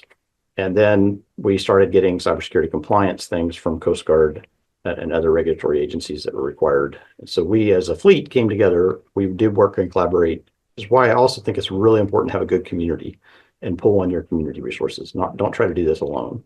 And that I could not have accomplished anything I've done by myself. I very much pull on teams of good collaborators to do that. And so that opportunity just kind of fell in my lap too, because I had to spend more time focusing on that. And so I've by the nature of necessity, I had to get into cybersecurity to address those risks. So now I find myself focusing on pretty much just cybersecurity. Okay, so and then the other question was, what do we need? Well, I think I start with basic skills with regards to networking, software installation. Those are important. You've got to understand how your data works, how basic systems and technology work. You kind of have to have those basic skills principles to understand where the risks are. And I think a certain amount of formal education or vocational education is valuable here to get us started with those basic skills. But I think more important to that is the ongoing learning, lifelong learning that happens continually, and to get some real hands-on experience and access to systems to play with. So this is where we need things like training grounds and test beds so that we can provide people access to systems to play with them in a safe space, break things, learn how to fix them. And I will say what we need are more hackers. And I use this in the old school sense. Intellectual curiosity, I love it. So hacker is not a bad thing, right? Hacker just means somebody that likes to tinker with technology, or at least it used to. Now the word's been hijacked and it means whoever's trying to do bad things. But yeah, so I think we just need more people who, with intellectual curiosity, that tinker with technology. Technology is neither good or bad. It can be used for both, but you have to understand how it works in order to protect it, how to use it for good. And you know, that's, I don't think I'm smart enough to tell you what's good or bad. I can just tell you that, you know, it's neither, and we are dependent on technology these days, for better or for worse. Well, thank you for that. We're welcoming Jamie Lynn from Dragos back, where she leads the community defense program. We heard a little bit about that yesterday, as well as the difference between IT and OT, and Jamie's journey through kind of encountering computers, encountering cybersecurity, and then really being in the thick of it. I'm excited to hear more today. So her history at Drago started when she attended an oil and gas event in Texas, and she met representatives and left that event determined to work there, and she now does, and be a part of something impactful. 6 months later, she was interning there, and now she leads the CDP, which is the Community Defense Program, full time. So Jamie, welcome back, and we're excited about your presentation. Thank you so much. I appreciate it. So thank you so much for the introduction. As stated, my name is Jamie Lean. I currently work at Dragos. I get to run this super duper cool program called the Community Defense Program. Now, the topic of this talk today is going to be focused on cybersecurity resources that are kind of available and out there. And it just so happens that Dragos has two really valuable programs. And I'm also just going to go over kind of Dragos as a company because they're making a lot of moves right now in the OT space. So darkness is inevitable, blackouts aren't. I don't live in Alaska, but I thought that was a clever play on words. So just a little background about me, even though we already went over a little bit. I do run the Community Defense Program at Dragos. I have my bachelor's in IT Management Cybersecurity, which I actually just got a couple months ago. I have a Cyber Defense Specialist certificate that I got from my college. Nothing super crazy. Working on improving my networking knowledge. I only have my CCNA and Intro to Networks, but looking to expand. My LinkedIn is there if anyone wants to connect or has any further questions. But going into kind of what I want to cover. My biggest points is I'm going to go over who is Dragos, what is Dragos, what is the Dragon, why do these resources matter? Because I'm going to go over these resources, these programs that we have, but it's important to note why they are important and why I feel that they're worth talking about. Those biggest ones are going to be OT CERT, which is ran by the former CISO of Rockwell Automations, Dawn Capelli. I get to work with her. She's awesome. We're going to go over the Dragos platform because the Dragos platform in general, just really cool for giving you that OT asset visibility. IT has a lot on the market, but OT doesn't have too much. So it's important to just know what's out there, how you could be looking into your environment, what things you might be missing. And then we're going to go over the Dragos Community Defense Program, also known as CDP, what I have on lock, hopefully. So first going over Dragos, what is Dragos? What is this dragon symbol? Some people call it Dragos. I don't. There's a big discrepancy, even internally, which way is the correct way to pronounce it. However, I pronounce it right now, just so that I'm not pronouncing it incorrectly. Moving forward, however I say it, we're going to go with it. No, but just regionally, we have some people that pronounce it different ways. I think it sounds cool all different ways, and there's no real correct way. But basically, Dragos has a bunch of different things going on. We have the Dragos platform. We have a community-focused mission. We have our OT intelligent and service resources that we provide. So when you think about Dragos, I don't want to do a sales pitch. My goal is not necessarily sell, but just to get an idea. So Dragos delivers an effective technology platform. So you're going to get visibility into your OT assets, the vulnerabilities, understanding the network traffic, getting tidbits on just what threats are going on in there, how to reduce your OT risk. If something pops up, it's going to provide you a bunch of resources for mitigation, what's going on, how we've seen it in other places. Just kind of getting all that on lock. Dragos has a lot of OT experts. Just the OT intelligence at the company is pretty cool. It's honestly very nice getting to work with all these people who are very knowledgeable in the field. But we have analysts, we have threat hunters, and we have our incident responders. So Dragos does a bunch of different things, from having consultants who go out and kind of run pen tests or tabletops, as I had mentioned yesterday, if anyone was there. Tabletops are very cool. And then we have our incident responders who will boots on the ground, get out there if something is actively happening, which is also really cool to get to hear about. So now tunneling in why this matters, why this will apply, why these things are kind of important to you specifically as electric focused, right? In the electric sector, we're going to have our three main focuses, which is going to be the generation, the transmission, and distribution. When it comes to generation, espionage is super big. They really want your information. They want to be able to take those sensitive documents and information about the operation of your network, and they want to take it and they want to sell it for money, or they want to pass it on to somebody who can actually make some waves going on in your environment, which is the important part. And so when you go over to transmission, malware capable of de-energizing a substation. Now, this can happen by manipulating breaker operations and just kind of getting into the nitty-gritty of what you got going on and changing things that you don't want changed. Distribution is also vulnerable to the malware. You're going to see distribution management system targeted, and this can disrupt system operations and delivery, which is super duper valuable, especially when you're thinking climates where it is cold often or where you have like severe winter storms. When it comes to the transmission, compromised transmission systems can lead to blackouts over really large regions. This can darken cities. This can overload your systems to super dangerous levels. This not only can cause physical damage, but it's going to take a while to repair. I mean, if you think about if somebody targets your transmission and you have really heavy winter storms or you have below freezing temps, and it's going to be like that for extended periods of time, and you have someone who targets your transmissions with malware and it takes those down and you have large blackouts, you're not going to be able to get out there and repair that type of stuff in 24-hour turnovers. It could take weeks. It could take months, especially if those types of issues already take that time frame when it's like okay weather. So it's very important to recognize that these issues exist and they're possible, and these are the types of risks that you face when we talk about electric utilities. Not all fun and dandy. Electric is cool, but you got to be careful. You are a huge target for these types of things. You might not think you're worth a lot in ransomware, but someone who's a really bad person, bad actor, if you will just really want to see your town on the news talking about how you have no electricity to people who need to be able to use heat and stuff, which is hard to say, and it sucks. But you have to recognize there are people out there that are like that, and they're going to be giggling behind their monitor, going by Kitty Scripter 2016, and they won't have the remorse that everyone feels when we see those types of things on the news. Now, talking about impact, because I can say what potential things can happen, but it's like, are we being theoretical here? No. We're going to go into kind of just examples, the actual incident that happened, which, excuse me, is a real world example. So we're going to first go into the plant damage.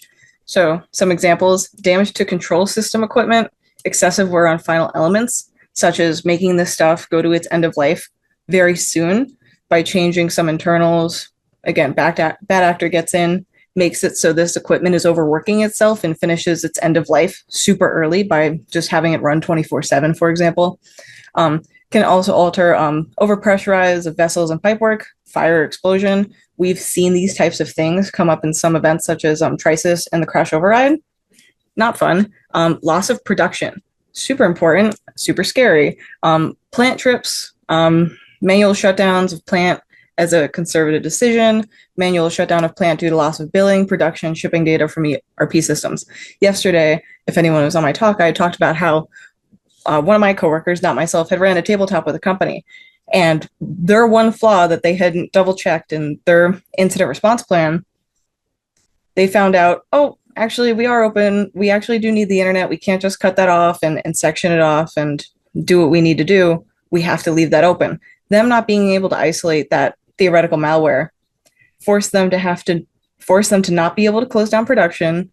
And in the tabletop situation, they end up losing everything. Like their production, zero, everything got taken over. There was no recovering. That was a theoretical, but we see it in instances like this where loss of production, if your incident response plan isn't working, or if you didn't test it properly, or if this is something that changed, something you didn't predict, manual shutdown might be in order. Like loss of production is super severe. And if something gets really bad, there might be no recovering or coming back up. And we've actually seen at least the plant trips, the manual shutdowns in things, again, like crash override, Trisis, specifically to these, the Colonial Pipeline, Norsk Hydro, Honda. There are quite a few examples of this actually being an incident that happened and is documented and had people work on it. From my understanding, we actually had some team members that were involved in the Colonial Pipeline recovery, and those stories are pretty interesting, although I can't go into them too deeply. But it is super important to recognize that when we talk OT environments, like this is the type of real world physical interaction that can happen. I mean, when we talk about fire explosion, if there are real people around in the plant or just in the vicinity of this equipment, when an explosion goes off because a bad actor is making equipment overwork itself to the point of damage, that's where you start to see the impact of physical people. That could be son, daughter, brother, father, someone who just works your average days and works at the plant. that's not the type of thing you think of as, oh, there was a cyber attack. And, that's what caused some type of tragedy, but that's becoming our reality. And so it's super important to realize that thinking of yourself as, oh, we're just a plant, no one's going to ransomware us. You don't have a super duper amount of money. It's more than that. Some people are just bad people, and it's bad. It's unfortunate to say that that's the case, and that's the way we have to think. So I want to go over a case study that Dragos did. I am not a salesperson for Dragos, but I think this is super valuable to talk about kind of just the real stuff that happens and go over this. So VoltSite is a case study that Dragos did. Late 2023, an electric utility implemented our platform, and immediately it noticed malicious activity. So good for them for taking a step, but you have no idea, how long something like this can be going on in your system. So we had our threat hunters kind of do some research, look into this, and we recognized that VoltSite breached the environment.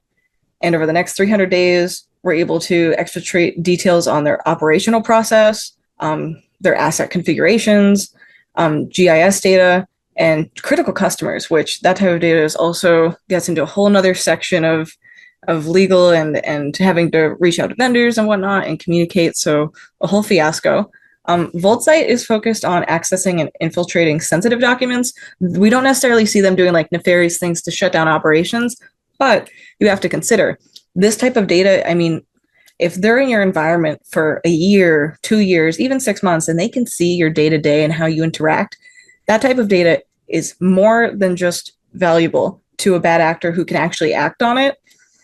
It's almost a cheat code to blend in with you guys, because if they can see how you're interacting, the time zone, not time zones, but like the time frames that you're interacting, how you are doing what you do in your environment, they now know how to raise less red flags with their activity, and they could bring down your plants just by purchasing data off of, actor groups like VoltSite.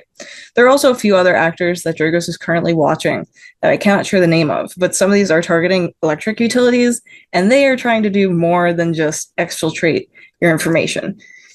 Dragos might do a release on those in like the next year, but as far as I know is that we've just gotten a hook on a couple of them, and it's important to recognize that no matter where you stand and how many people you support, just you being in a specific industry can make you a target. So to try and be proactive and make sure that you're trying to put things up to solve this, because it's more than just what you're doing on the IT side when you start talking about this. So again, VoltSite is focused on accessing and infiltrating sensitive documents, specifically for like electrical utilities, but there are going to be other bad actors who want to do a little bit more than just exfiltrate your data for a little bit of cash. So now, I've told you what these people are trying to do. These people exist, what things can happen. And I don't mean to fearmonger. It's just things that we are seeing and things that we really want people to take seriously. I personally really want people to take them seriously. Too many times we see a lot of instances go, oh, something bad's going to happen there. Like, it's bound to happen. And people go, oh, it hasn't happened yet. And then the bad thing happens. And then we be proactive. Well, it's not proactive. It's reactive. The goal is that we start being proactive. So starting with OT Cert.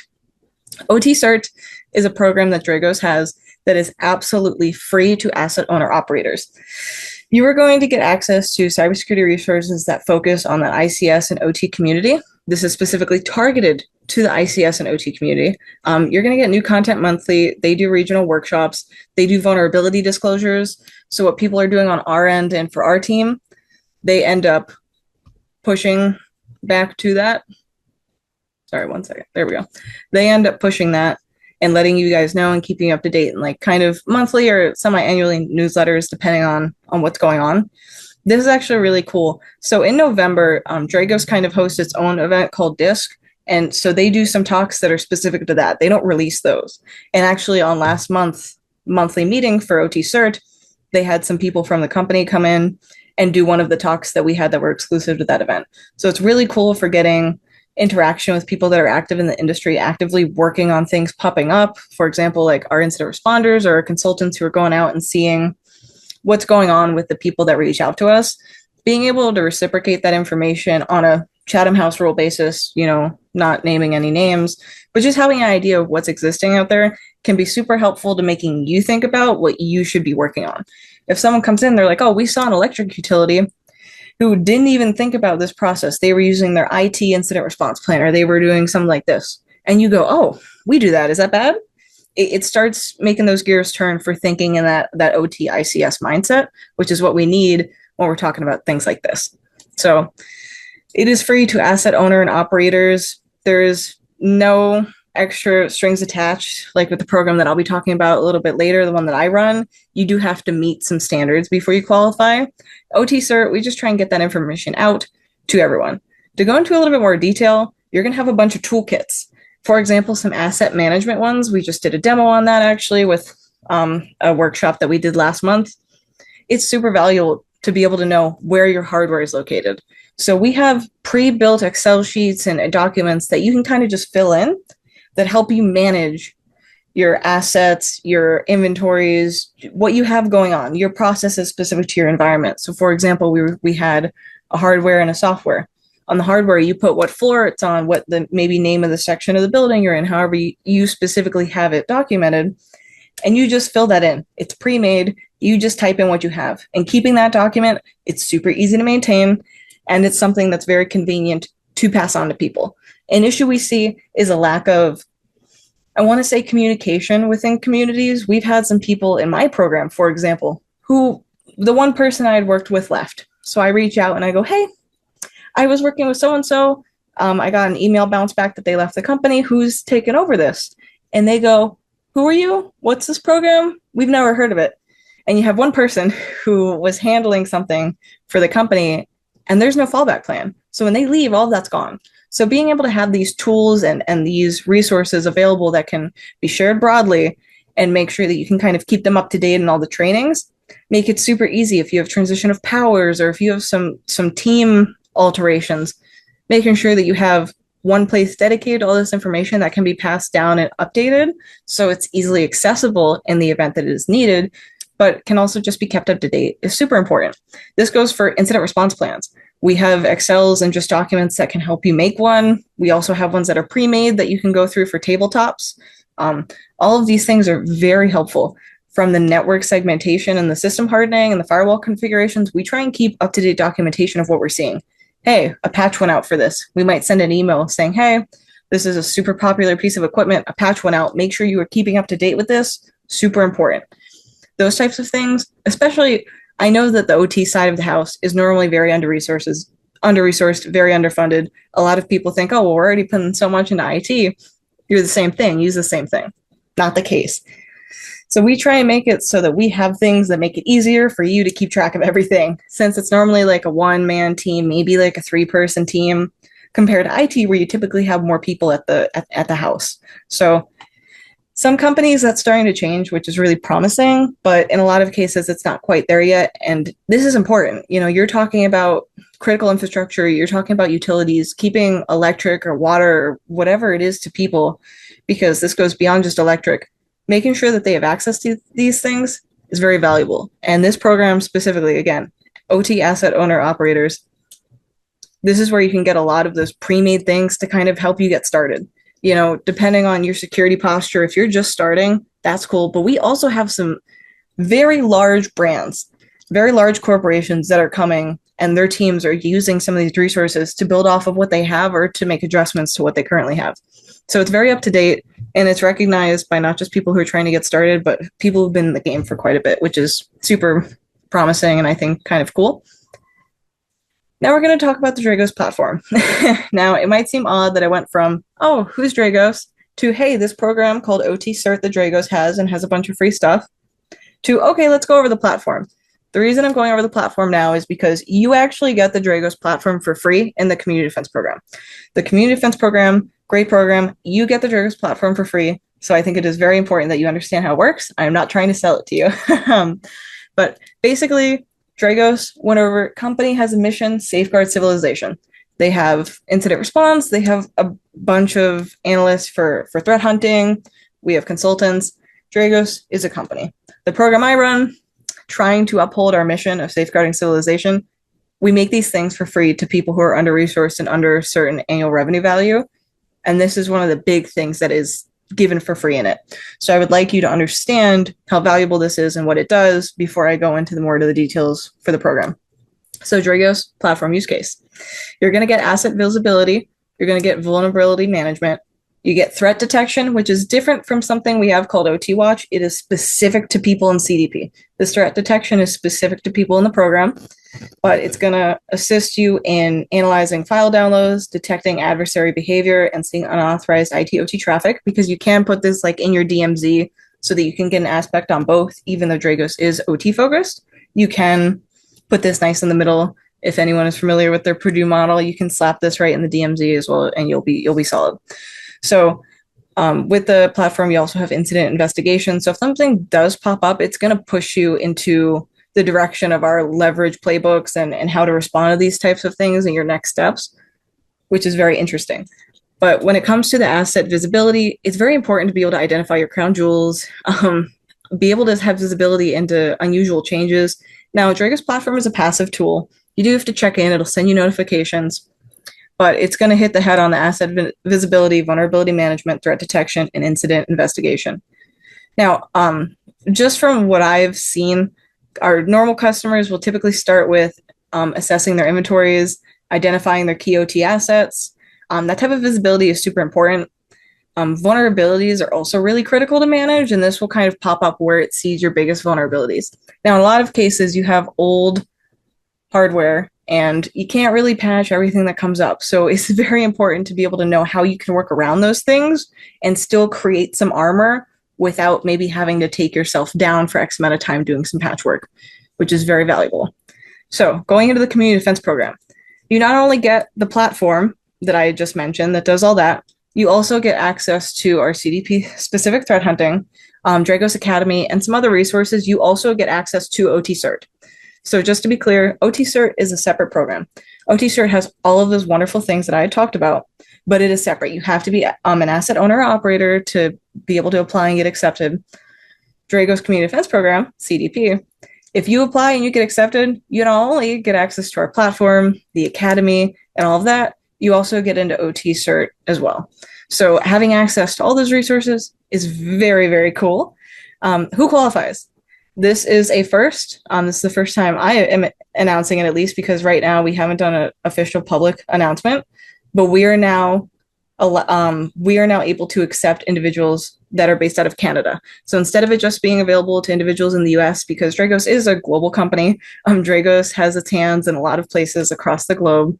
But for at least the last year, we've only been able to provide CDP to US-based water, electric, and natural oil and gas providers who make less than $100 million USD in annual revenue. We are now able to extend that to Canada. And we also hope to extend it even further. But we've only had this program up for about a year. So being able to put Canada in there so early is awesome. And we hope to expand that as well in the future. But US and Canada-based water, electric, and natural oil and gas providers who make less than 100 million USD in annual revenue are able to qualify and apply to the program. We also have, on top of just getting platform and OT cert in the program, we have this thing called the community advisors. This program is free. You get a lot. It does, a lot of people are like, well, how does Dragos make money? Dragos is a company that sells things, but their mission is safeguard civilization. So in order to try and perpetually safeguard civilization, we have to maintain kind of some strict things in the program. We offer it to you for free, but there's not a lot of resources other than just me running the program that we can give you people-wise. So there's a community Slack that we have that's ran by some Dragos customers that provide really good insights. And some of my coworkers volunteer their free time to be able to provide some even more help with me to be able to handle everyone's questions and some of the troubleshooting, because we try and help. Basically, since the program is free, if you apply and you start, we basically send you a bunch of resources to spin up a virtual machine and be able to get platforms set up on hardware on your own. And sometimes people have difficulty setting up different VMs and understanding how that works, especially when they come from a background where they may be unfamiliar with the firewall. So that's where I come in, trying to help you every step of the way. And it's free. So there's no guilt in not really knowing what's going on or being new. The whole point is, hey, you're new, you're under-resourced, you're underfunded, you deserve to be funded and resourced. Let's try and make that happen so that you can secure your local water, electric, and oil and gas. So you get access to Drago software, you get CDP-specific threat hunting, You get Dragos Academy, which are a lot of videos made by, for example, our CEO, Rob Lee, and some of my other colleagues who are just phenomenal knowledge bases in the industry. So they have a lot of cool things to say. And then the community part of it, which is some people generously donating their time to really provide that extra support.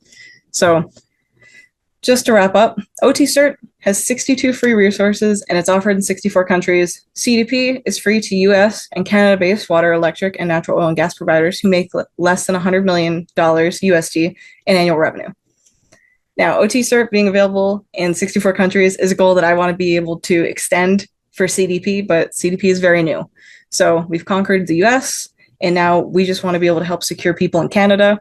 So as of probably within the next week and a half, we will go public with that, which I'm very excited for. And I'm very happy that I can say it here because I got a very soft go ahead that I will ask for forgiveness after doing this instead of asking for permission, because I think it's super valuable to know. If you know people who you think would benefit that are based in Canada and they're water, electric, or oil and gas providers who make less than $100 million, this is something that we really want to be able to provide to them too. We want everyone to be protected, no matter where you are, no matter who you are, no matter what. If you fall under something that we can provide in this program, we want to be able to do it because everyone deserves to be safe and have the opportunity to protect themselves or have some type of security going on. So Dragos' mission is to safeguard civilization, no strings attached. And that's what we really try and push with the programs that we offer. So thank you so much for listening to me go on about all the things that we have. I hope it didn't seem like a sales pitch. I genuinely just want to help secure our water, electric, and natural gas, specifically our electric, since water is super popular in CDP, but electric deserves the love as well. We're just trying to spread the word, and I hope that it was helpful. Thank you, Jamie. Really interesting to learn about that. So we have some questions coming in. So Michael has asked, cyber threat intelligence is very crucial to risk management-based cybersecurity programs. Not all entities are ready to implement that kind of information because of their immaturity. We've been talking a lot about maturity models. How do you go about getting these immature entities positioned to capitalize on these resources? What's your hook? Why should they use you? I totally understand. And dealing with specifically the program that I run, the Dragos Community Defense Program, we have people who join who don't really know what a firewall is. They heard about the program from like upper management and they were like, okay, this seems like something that we don't have right now. Let's get it. So we deal with, or at least I personally deal with, because I run the program. I've seen people who just have really very minimal understanding of the security posture, like what they should be doing, just where to start. Some of these people are coming from IT, so they have a little bit more knowledge, but not a lot. And then some of these people are just, they were an engineer, they were working the floor or something. They don't really understand what's going on, but there's like 2 people working there and they need something, right? And so specifically, you don't have to go with Dragos. Like if the company has funding and you can pay for a company who can go out and evaluate you and tell you everything and do deployments for you, that's awesome. And that means that you're going to be protected, which is essentially what we want with our mission. But if you don't have the funds, specifically joining programs like OT Cert or CDP, we just have resources. We have starting resources that go over, hey, IT to OT. If you're coming over from IT, here's what you need to know about OT. Here's the vocabulary. Here's how it's different. Here's the different targets. Specifically OT Cert, we have those documents that will help you build that security posture from literally ground zero and up. So having material that is for lower maturity and medium maturity, higher maturity, and just being able to direct those people to those areas. What are you starting with? Do you have no knowledge? Probably start with some of these videos in our academy or that OT Cert has some papers and articles on that talk about getting started and the difference and what you should be focusing so you can better understand these concepts. Specifically in the program that I run, I'm trying to get on one-on-ones with these people and do talk-throughs with them and walk through information that they're not understanding. We do some demos for them to try and get some visuals going to help them get along, because we deal with a lot of people that their immaturity in the InfoSec area is just insane. So these resources are mainly targeted for them. Having them capitalize on those resources, sometimes we do have people come and they're like, hey, I read some of these, but I don't know if I'm going in the right direction. And it's really just taking the time to try and help them, because if they don't have the funds to be able to reach out to a vendor or a third party, like it's just them doing it.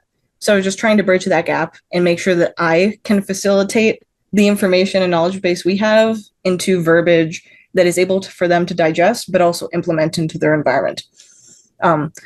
But you don't have to choose me, but we do have programs that give our software that normally our customers would pay a very large amount of money for to be able to get that asset visibility, vulnerability management.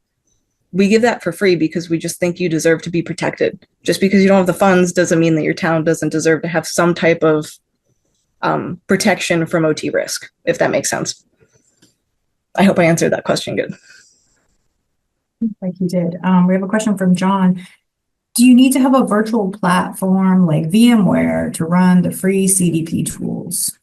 Yeah, so thank you for that, John. I probably didn't cover it good enough. So basically, in the community defense program, you get our software. So the Dragos platform is going to be a software that you can run on a virtual machine. Basically, you just need the hardware to support it. If you already have that hardware, perfect. If you can get that hardware from a vendor or you already have connections, perfect. If you need it from us, that's an option, but we don't want you to feel like you have to buy anything from us. That's not the goal. But you do need some type of hardware that can support a virtual machine that would be where you host the platform, because it is virtual. You get virtual sensors, you get that whole shebang. If you wanted to like get physical hardware to have it all be physical, that's a possibility, but that provides cost and that's not obtainable for a lot of people. So we keep it as virtual as possible.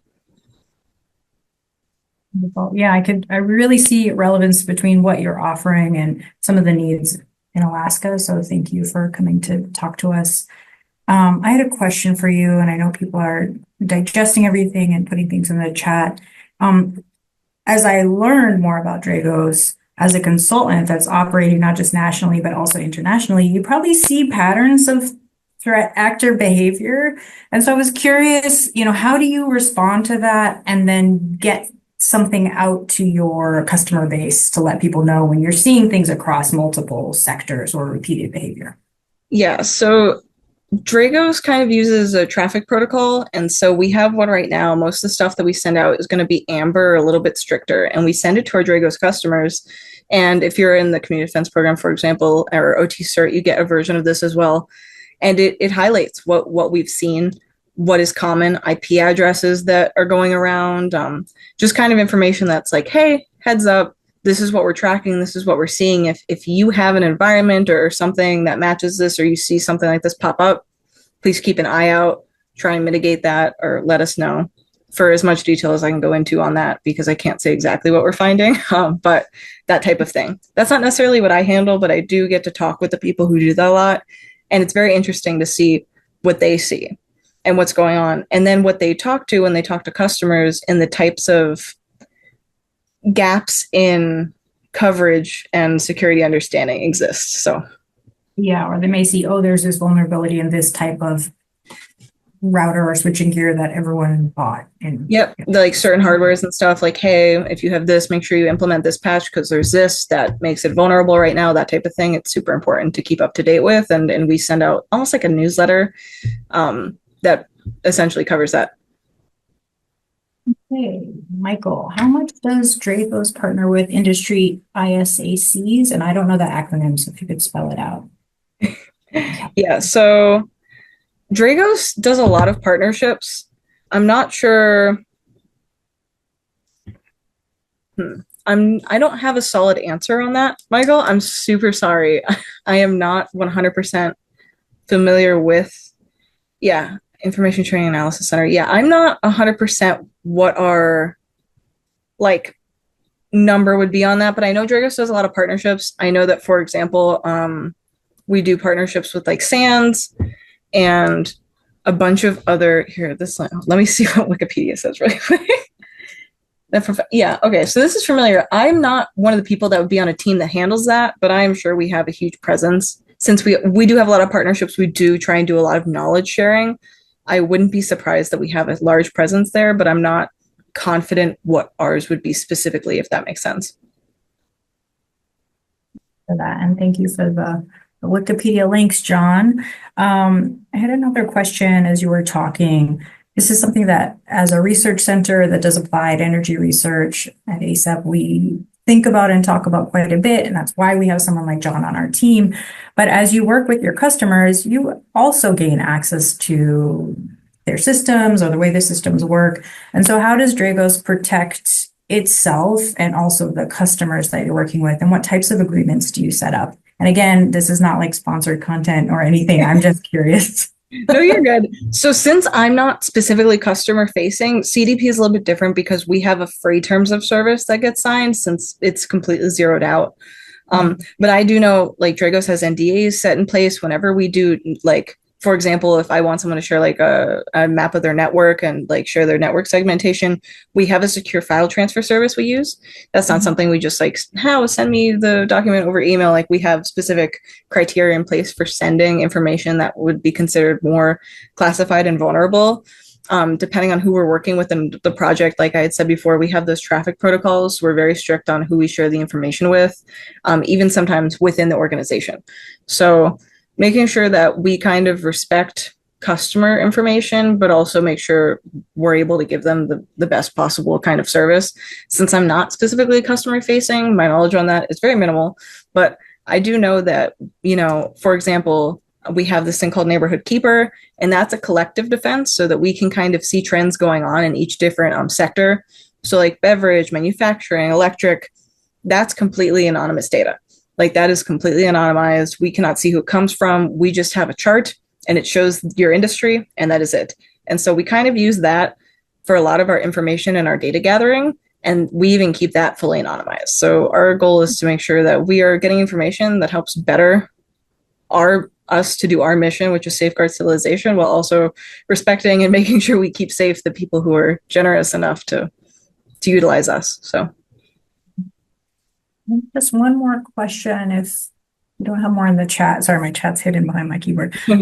We have heard surprisingly little about AI in the last 2 days, and someone mentioned it yesterday that AI is helping sort of threat actors craft better phishing and do other sorts of automation activities. Are you seeing any impact of AI in your work?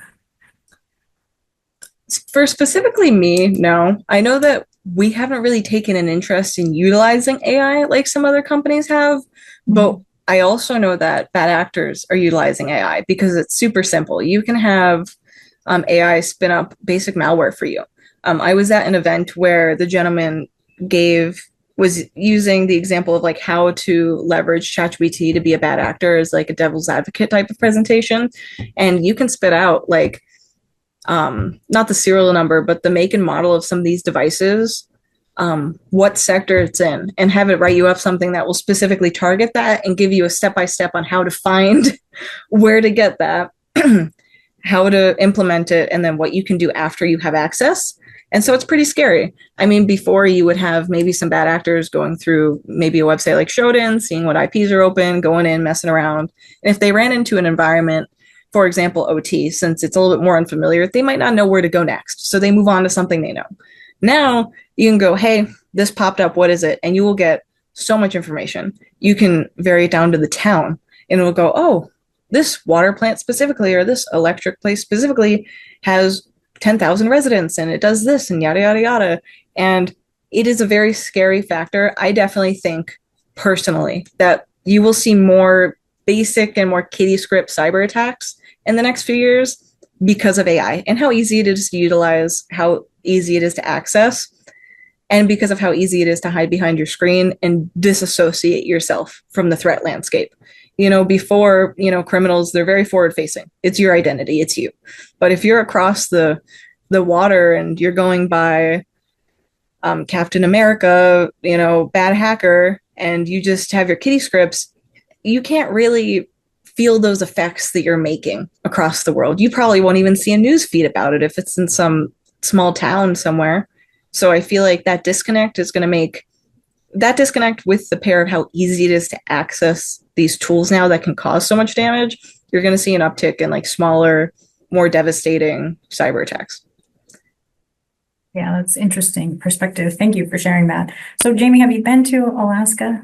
I have not, but I'm planning a trip in the next welcome Matt is out for you to come and hang out with us at ASAP. Thank you so much for sharing today and yesterday, and really appreciate learning more about the Community Defense Program. Thank you so much. I appreciate you guys having me.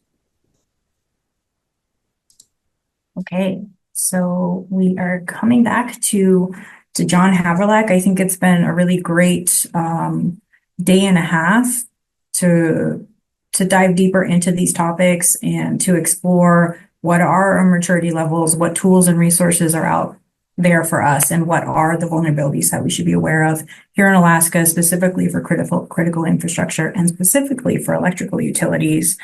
I want to thank all the presenters who have spent their time preparing their talks, working with John to craft sort of a narrative throughout the presentation, and also coming to answer our questions. All of you for coming and joining us. Great feedback and comments here in the chat, and we will have a survey later for you guys to share more in depth your thoughts about this workshop series. And then thank you to Government Event Services. They're hidden behind the scenes, but they are running the whole show and making this move smoothly. So we are going to move into John's talk. John, I'm going to mute and let you go. I gotta do the spoiler up front here, and in full disclosure, this is the case for a future framework. This does not exist yet. It's just an idea. I've kind of taken a lot of the stuff that we've talked about in this webinar, and put it together and trying to frame an argument here. So this is kind of a half-baked idea. So I welcome feedback, input, criticism, suggestions, collaborative ideas. Please feel free to send all that my way, either through the chat here or through my email address, which is on the first slide here. So I am making the case that we need a new framework for Alaska rural microgrids. So let's get started. I'll do the best I can. So what is a microgrid and what makes it different? So a microgrid is a power grid that has many power production producers potentially, including diesel power generation, solar, wind, hydro, but potentially river kinetic. And some of those might be independent power producers from homes. There might also be different loads that can be, or smart loads that need to be turned on and off to use excess power generation. So, but the microgrid itself is not connected to a broader power grid. It's a small community grid. And of course, there's data communications. There's the typical ICS SCADA systems that we would have in a power plant for a power utility for the community. But then there's other more Internet of Thingy protocols that are running for smart meters that have command and control capabilities within the community to turn on and off thermal storage heaters, dependent upon availability of excess load and things like that. So we have now an increasing level of complexity in a small community. So what are some of the things that I've identified that I think makes microgrid versus what I'll just call centralized grid cybersecurity different? Microgrid operates with small teams with limited staffing. In the cases that I've run into in communities in Alaska, we're talking about an energy utility with maybe 5 to 10 or 15 people running the whole utility. A centralized grid, we have larger teams, larger power or producers, and larger companies running the power systems or the power producers. So because they're smaller, they have limited funds, and because they're in rural Alaska, they have expensive energy costs, 2 to 4 times larger than you'll find in other parts of the state. And so other larger producers connected to the centralized power grid, which is the rail belt grid in Alaska, which runs, I think, from Homer to Fairbanks, have larger budgets and can benefit from economies of scale and lower energy costs. Because of remote rural locations, we don't have any transmission lines, and we often don't have access to roads. In urban areas, we have access to many different supply chains, and limited access to local technical talent in rural communities, whereas in a larger urban area, you have access to larger pools of talent. And the smaller communities are likely not required to be compliant with cybersecurity regulations. In a larger energy utility, like we talked about in the RRC discussion of the SIP standards, the NERC standards for the lower 48, larger energy utilities are required to have cybersecurity compliance requirements that they have to meet. So because we're not required to in most of Alaska, that leaves us less attention as being applied. So I kind of think of it with these different domains. We've got the power grids. We have microgrids that are disconnected from central power grids. Then we have systems that are connected to central power grids. And then we've talked about the difference between IT and OT systems. And so we've got that distinction. And so mainstream operational technology cybersecurity, which we've talked about a lot here, applying different frameworks with a lot of different controls, it's kind of a solved problem. It can't be done, just a matter of throwing resources at it. Microgrid cybersecurity has some interesting challenges because we have limited resources. We still have a lot of the same risks, though. So some of the challenges of being in rural Alaska. We have in Alaska more than 200 remote communities that are not connected to the state's power grid. Alaska has one of the highest concentrations of isolated microgrids in the world. These communities face significant challenges, including extreme geographic isolation, high fuel and infrastructure costs, access to technical training, unreliable internet connectivity, a lack of cybersecurity regulation, and complex mainstream cybersecurity frameworks, which I'll talk more about here in a bit. With regards to internet, we've had most of the access to internet around the state has historically been using geosynchronous satellite connections, which are very expensive and slow compared to fiber optic connections throughout the state. We've in recent years had fiber optic connections in the northwestern part of the state with an undersea cable. And in the past 2 years, that cable's been cut by sea ice twice in the past 2 years. And it's currently undergoing repair right now. So those communities have limited access to that. We also had the advent of Starlink in the past couple of years, provide a lot more access to remote communities for internet. But that system itself also has risks involved. There's a risk of a cascading collision of satellites in that low Earth orbit space that presents a significant risk for the future access to Starlink systems. So until somebody shows me how that's being addressed, I consider that a significant risk for that system. So internet access is, I consider it unreliable in these remote areas, and spent the last 10 years dealing with that, working on a research vessel that operated off the coast of Alaska in these northern waters. So that's my perspective on that. Others can disagree. Moving on, with regards to the complexity of frameworks, we had a question in the last presentation I did about contrasting and comparing some of the frameworks. So the NIST cybersecurity framework version 2.0, the document's nice. It's 32 pages. That's not bad. I do agree it does a really good job of providing a simplified framework. It's got 6 risk-based domain areas, and its focus is on risk-based focus. And there's 106 subcategories though, and those controls apply. Doesn't really have like a high, medium, low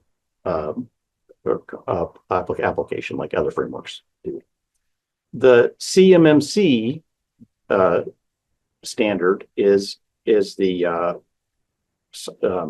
I'm trying to remember what it stands for now. I should have noted that here. It is the Department of Defense compliance framework. So if you're working with the Department of Defense, they'll have CMMC standards. And there's 46-page initial document.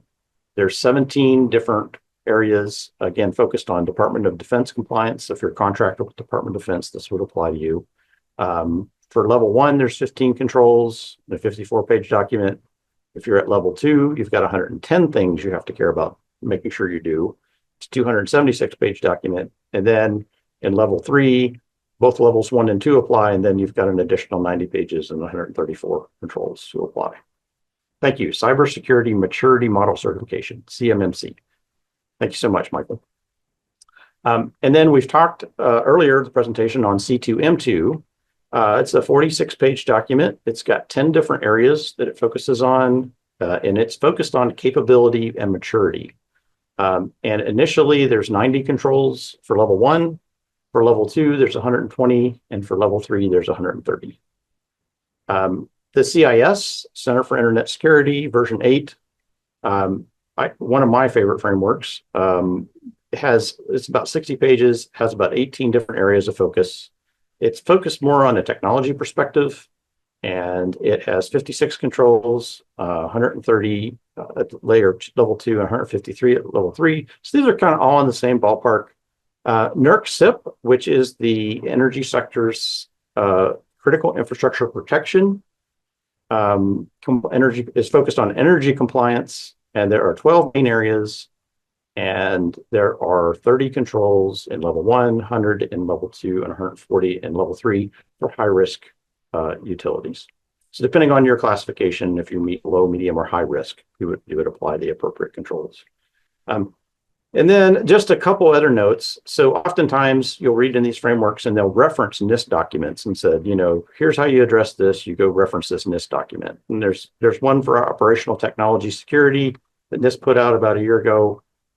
It's the NIST Special Publication 800-82 Rev 3 on Guide to Operational Technology Security. It's 316 pages. It's a fun read. It's really good information. I've read through it, and I think it's a really good informative document. It just takes a long time to get through it. And similarly, for if you're dealing with CMMC, you're going to be addressing the NIST Special Publication 800-171. This is the Rev 2 link. There's a Rev 3 out. I don't think it's been approved yet, unless it was recently done so. But it's a 114-page read. Good if you're trying to get to sleep at night and you need help. But the whole point here is that this stuff's complicated, and there's a lot of it's hard to wrap your head around. It's not very accessible if you're not a cybersecurity professional. So you can outsource that. But if you outsource it, then you're not taking ownership of that risk. Or at least that's my argument. But in terms of actual energy cybersecurity compliance in Alaska, we've already talked about this in this conference. There aren't currently any regulatory cybersecurity requirements for energy utilities in the state of Alaska, but there is the work being done by the Rail Belt Reliability Council to establish 14 critical infrastructure protections for the state that are tailored for energy utilities in Alaska. That's an ongoing work in progress. The energy utilities, while we don't currently fall under that compliance currently, hopefully in the future we'll have some standards to give us guidance. We do fall under I guess I kind of learned this in this workshop, that the Cyber Incident Reporting Critical Infrastructure Act of 2022, CIRC-CIA, which addresses cybersecurity incident reporting to the government. If you operate a critical infrastructure system, it addresses reporting standards that you have to report cyber incidents. That's not actually being enforced yet. My understanding was it is a law that's supposed to be being enforced, but I may have misunderstood that. But that is also relevant in terms of the compliance in the state of Alaska. So microgrid cybersecurity, why should we care? Because energy critical infrastructure impacts other critical infrastructure. So if you're operating a water treatment plant, medical services, food security, transportation, communications, heating systems, etc., your industries, your other critical infrastructure is dependent on electrical energy. If the electrical energy goes down, there's broader impacts to other critical infrastructure systems. So that makes energy security unique amongst critical infrastructure systems. Low impact microgrids are not safe from threats. Those threats are persistent and increasing. And as we learned earlier today about Volt Typhoon, we have persistent threats, and they don't really want you to know they're there. And so if you're not looking, you're quite possibly compromised. So we have to start building more cybersecurity programs for energy utilities all around the state, even small ones.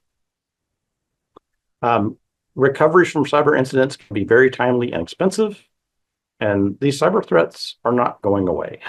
They're only increasing and getting more complex. We've discussed that here too.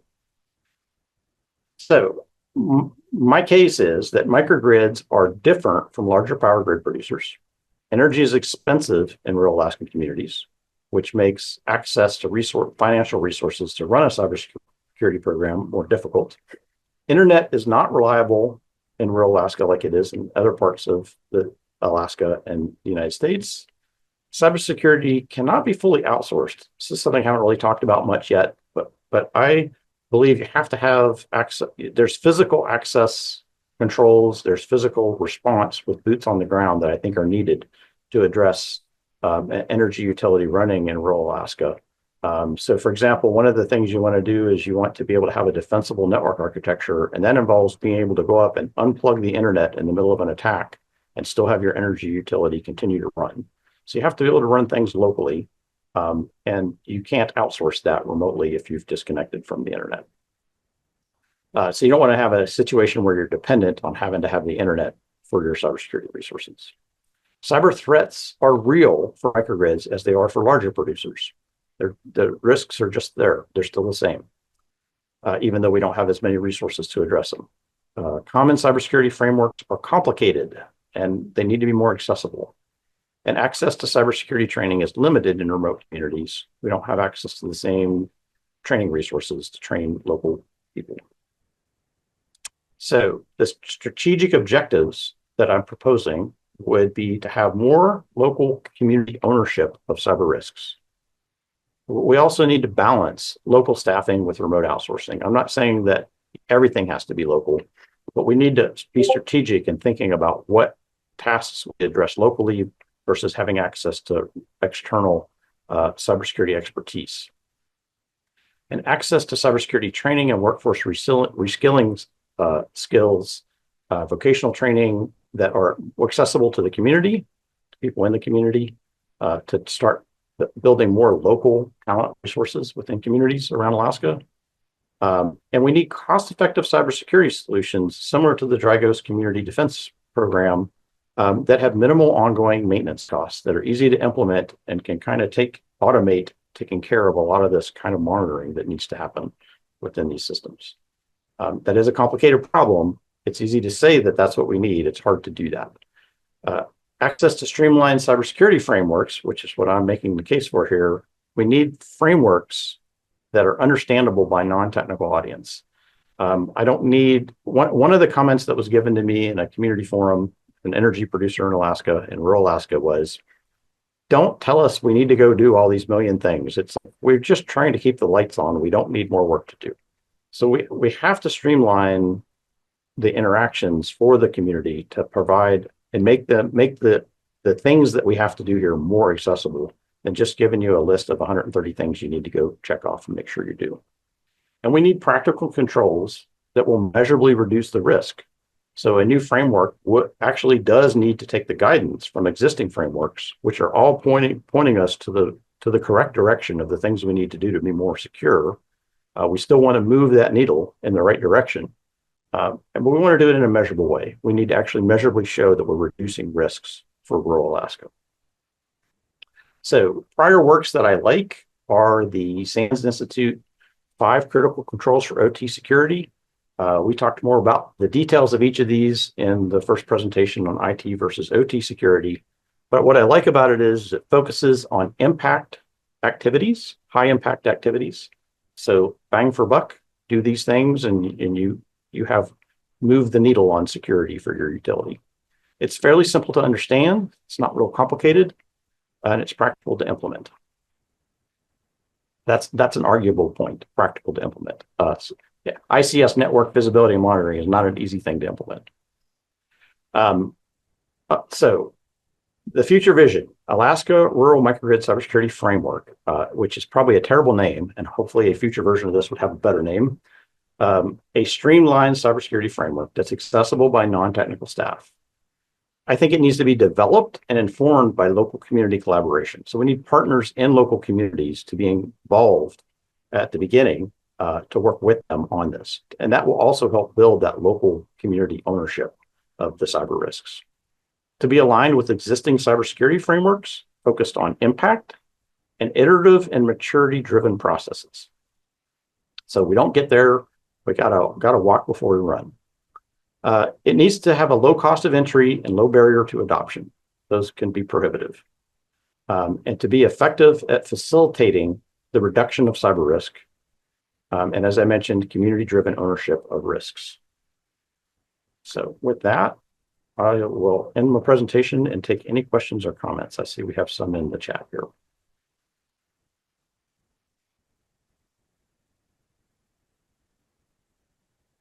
Thank you, John, for walking us through that.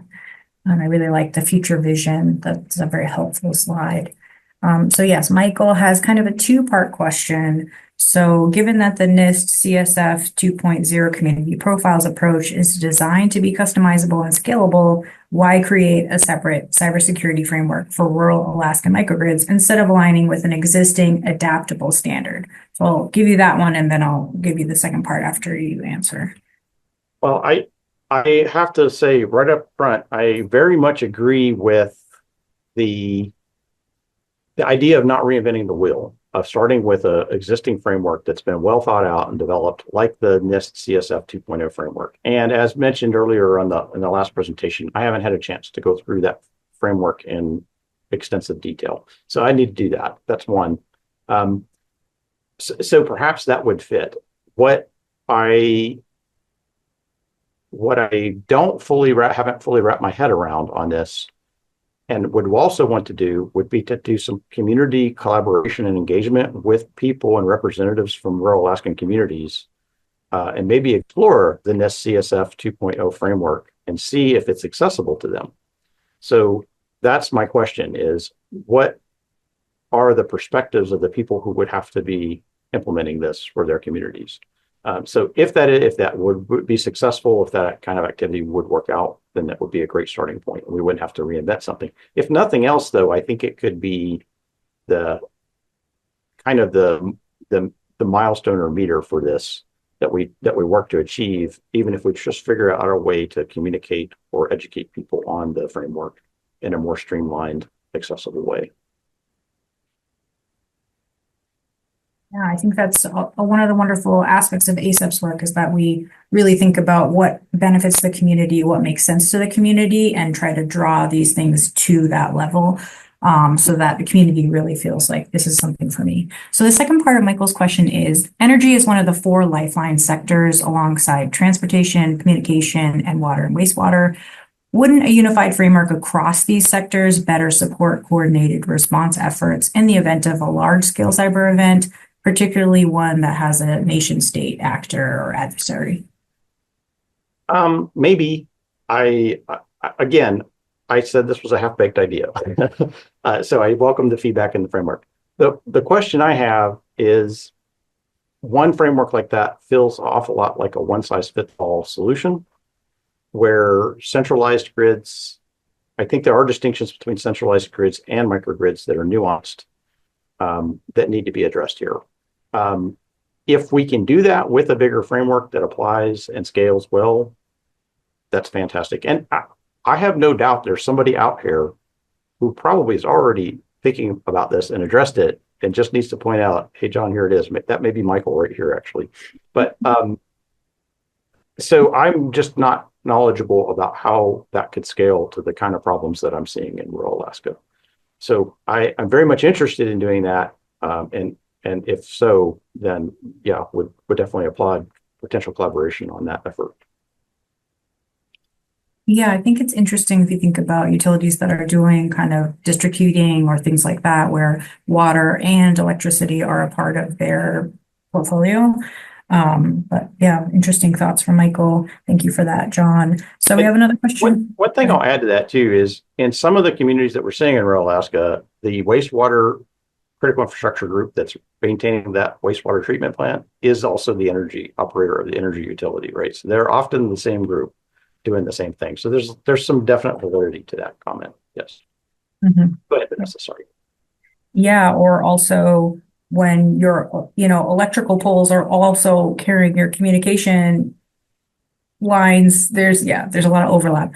Okay, so Michelle has a question. If a small remote village wants to put in a solar energy facility, is that considered a microgrid? And then what cyber certs or requirements are there?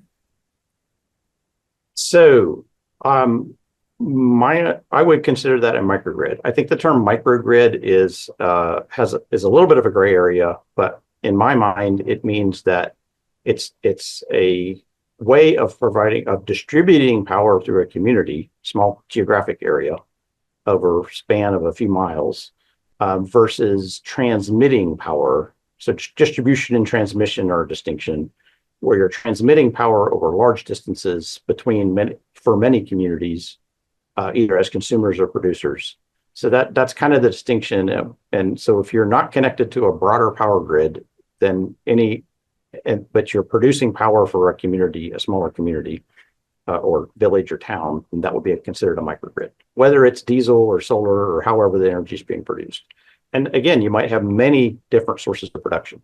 So I would say yes to the first part of that question. A small remote village that wants to put in solar energy and provide energy to the community, that would be a microgrid. What cyber certs requirements are there? And so right now, none. And that would be true in Alaska. My understanding is that would be true in Alaska and for lower 48, because the requirement in lower 48 has to do with the BES standard, which has to do with large energy producers connected to the power grid. So it's the bulk electric system, BES, producers that the standards in the lower 48 apply to. So because you would not be connected to that, and you wouldn't be distributing that power to a larger power grid, then the NERC standards wouldn't apply in the lower 48. And if you're running a microgrid there, we just happen to have a lot more microgrids in Alaska than in the lower 48. I've got one more question for you. So I was reflecting on your comment that community members told you is, hey, we don't need more work to do. We just are trying to keep the lights on. And thinking a lot about some of the defense community terms around this area that we've been talking about, which is this is in the cyber domain or this is in the information domain. I'm wondering if there's a shift in work and not an increase in work. And so my question to you is, are we in a situation where there's more work for a community utility, or is there just different work for a community utility? I think it's more work. I might be wrong, but that's my current position. And my guess is that the biggest, most disruptive aspect of this work that involves a lot of work is replacing your network. So of the remote communities in Alaska that I've seen, and this would impact something like Dragos. If you want to install Dragos and deploy it to bring it into your local community or power grid network, you got to have the capacity to do that.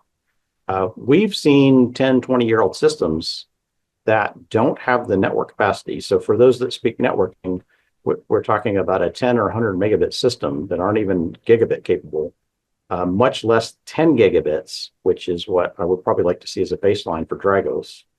And so you need a modern network infrastructure to run modern security tools, to be able to do network intrusion detection and threat detection and analysis.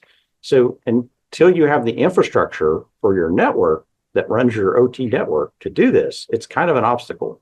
It's kind of a problem. So we have to figure out how to transition to that. Well, how do you just replace your entire network for an energy utility? That's a real big, expensive thing. You got to make sure everything's going to work and be stable and backwards compatible. That is a lot of work. I don't know how to get around that.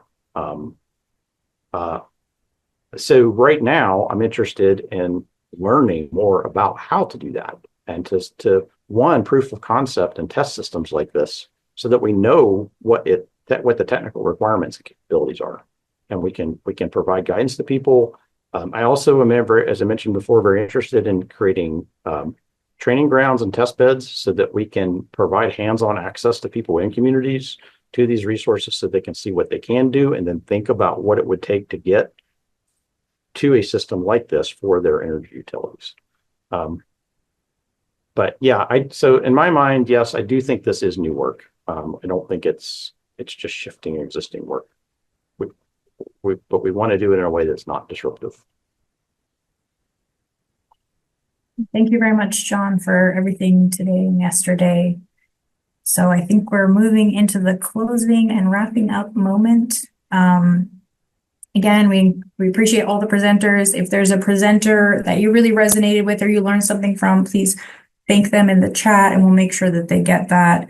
Thank you all for joining us for the Information Security for Electrical Utilities virtual workshop by the University of Alaska Fairbanks, Alaska Center for Energy and Power. We hope you learned something over the last 2 days.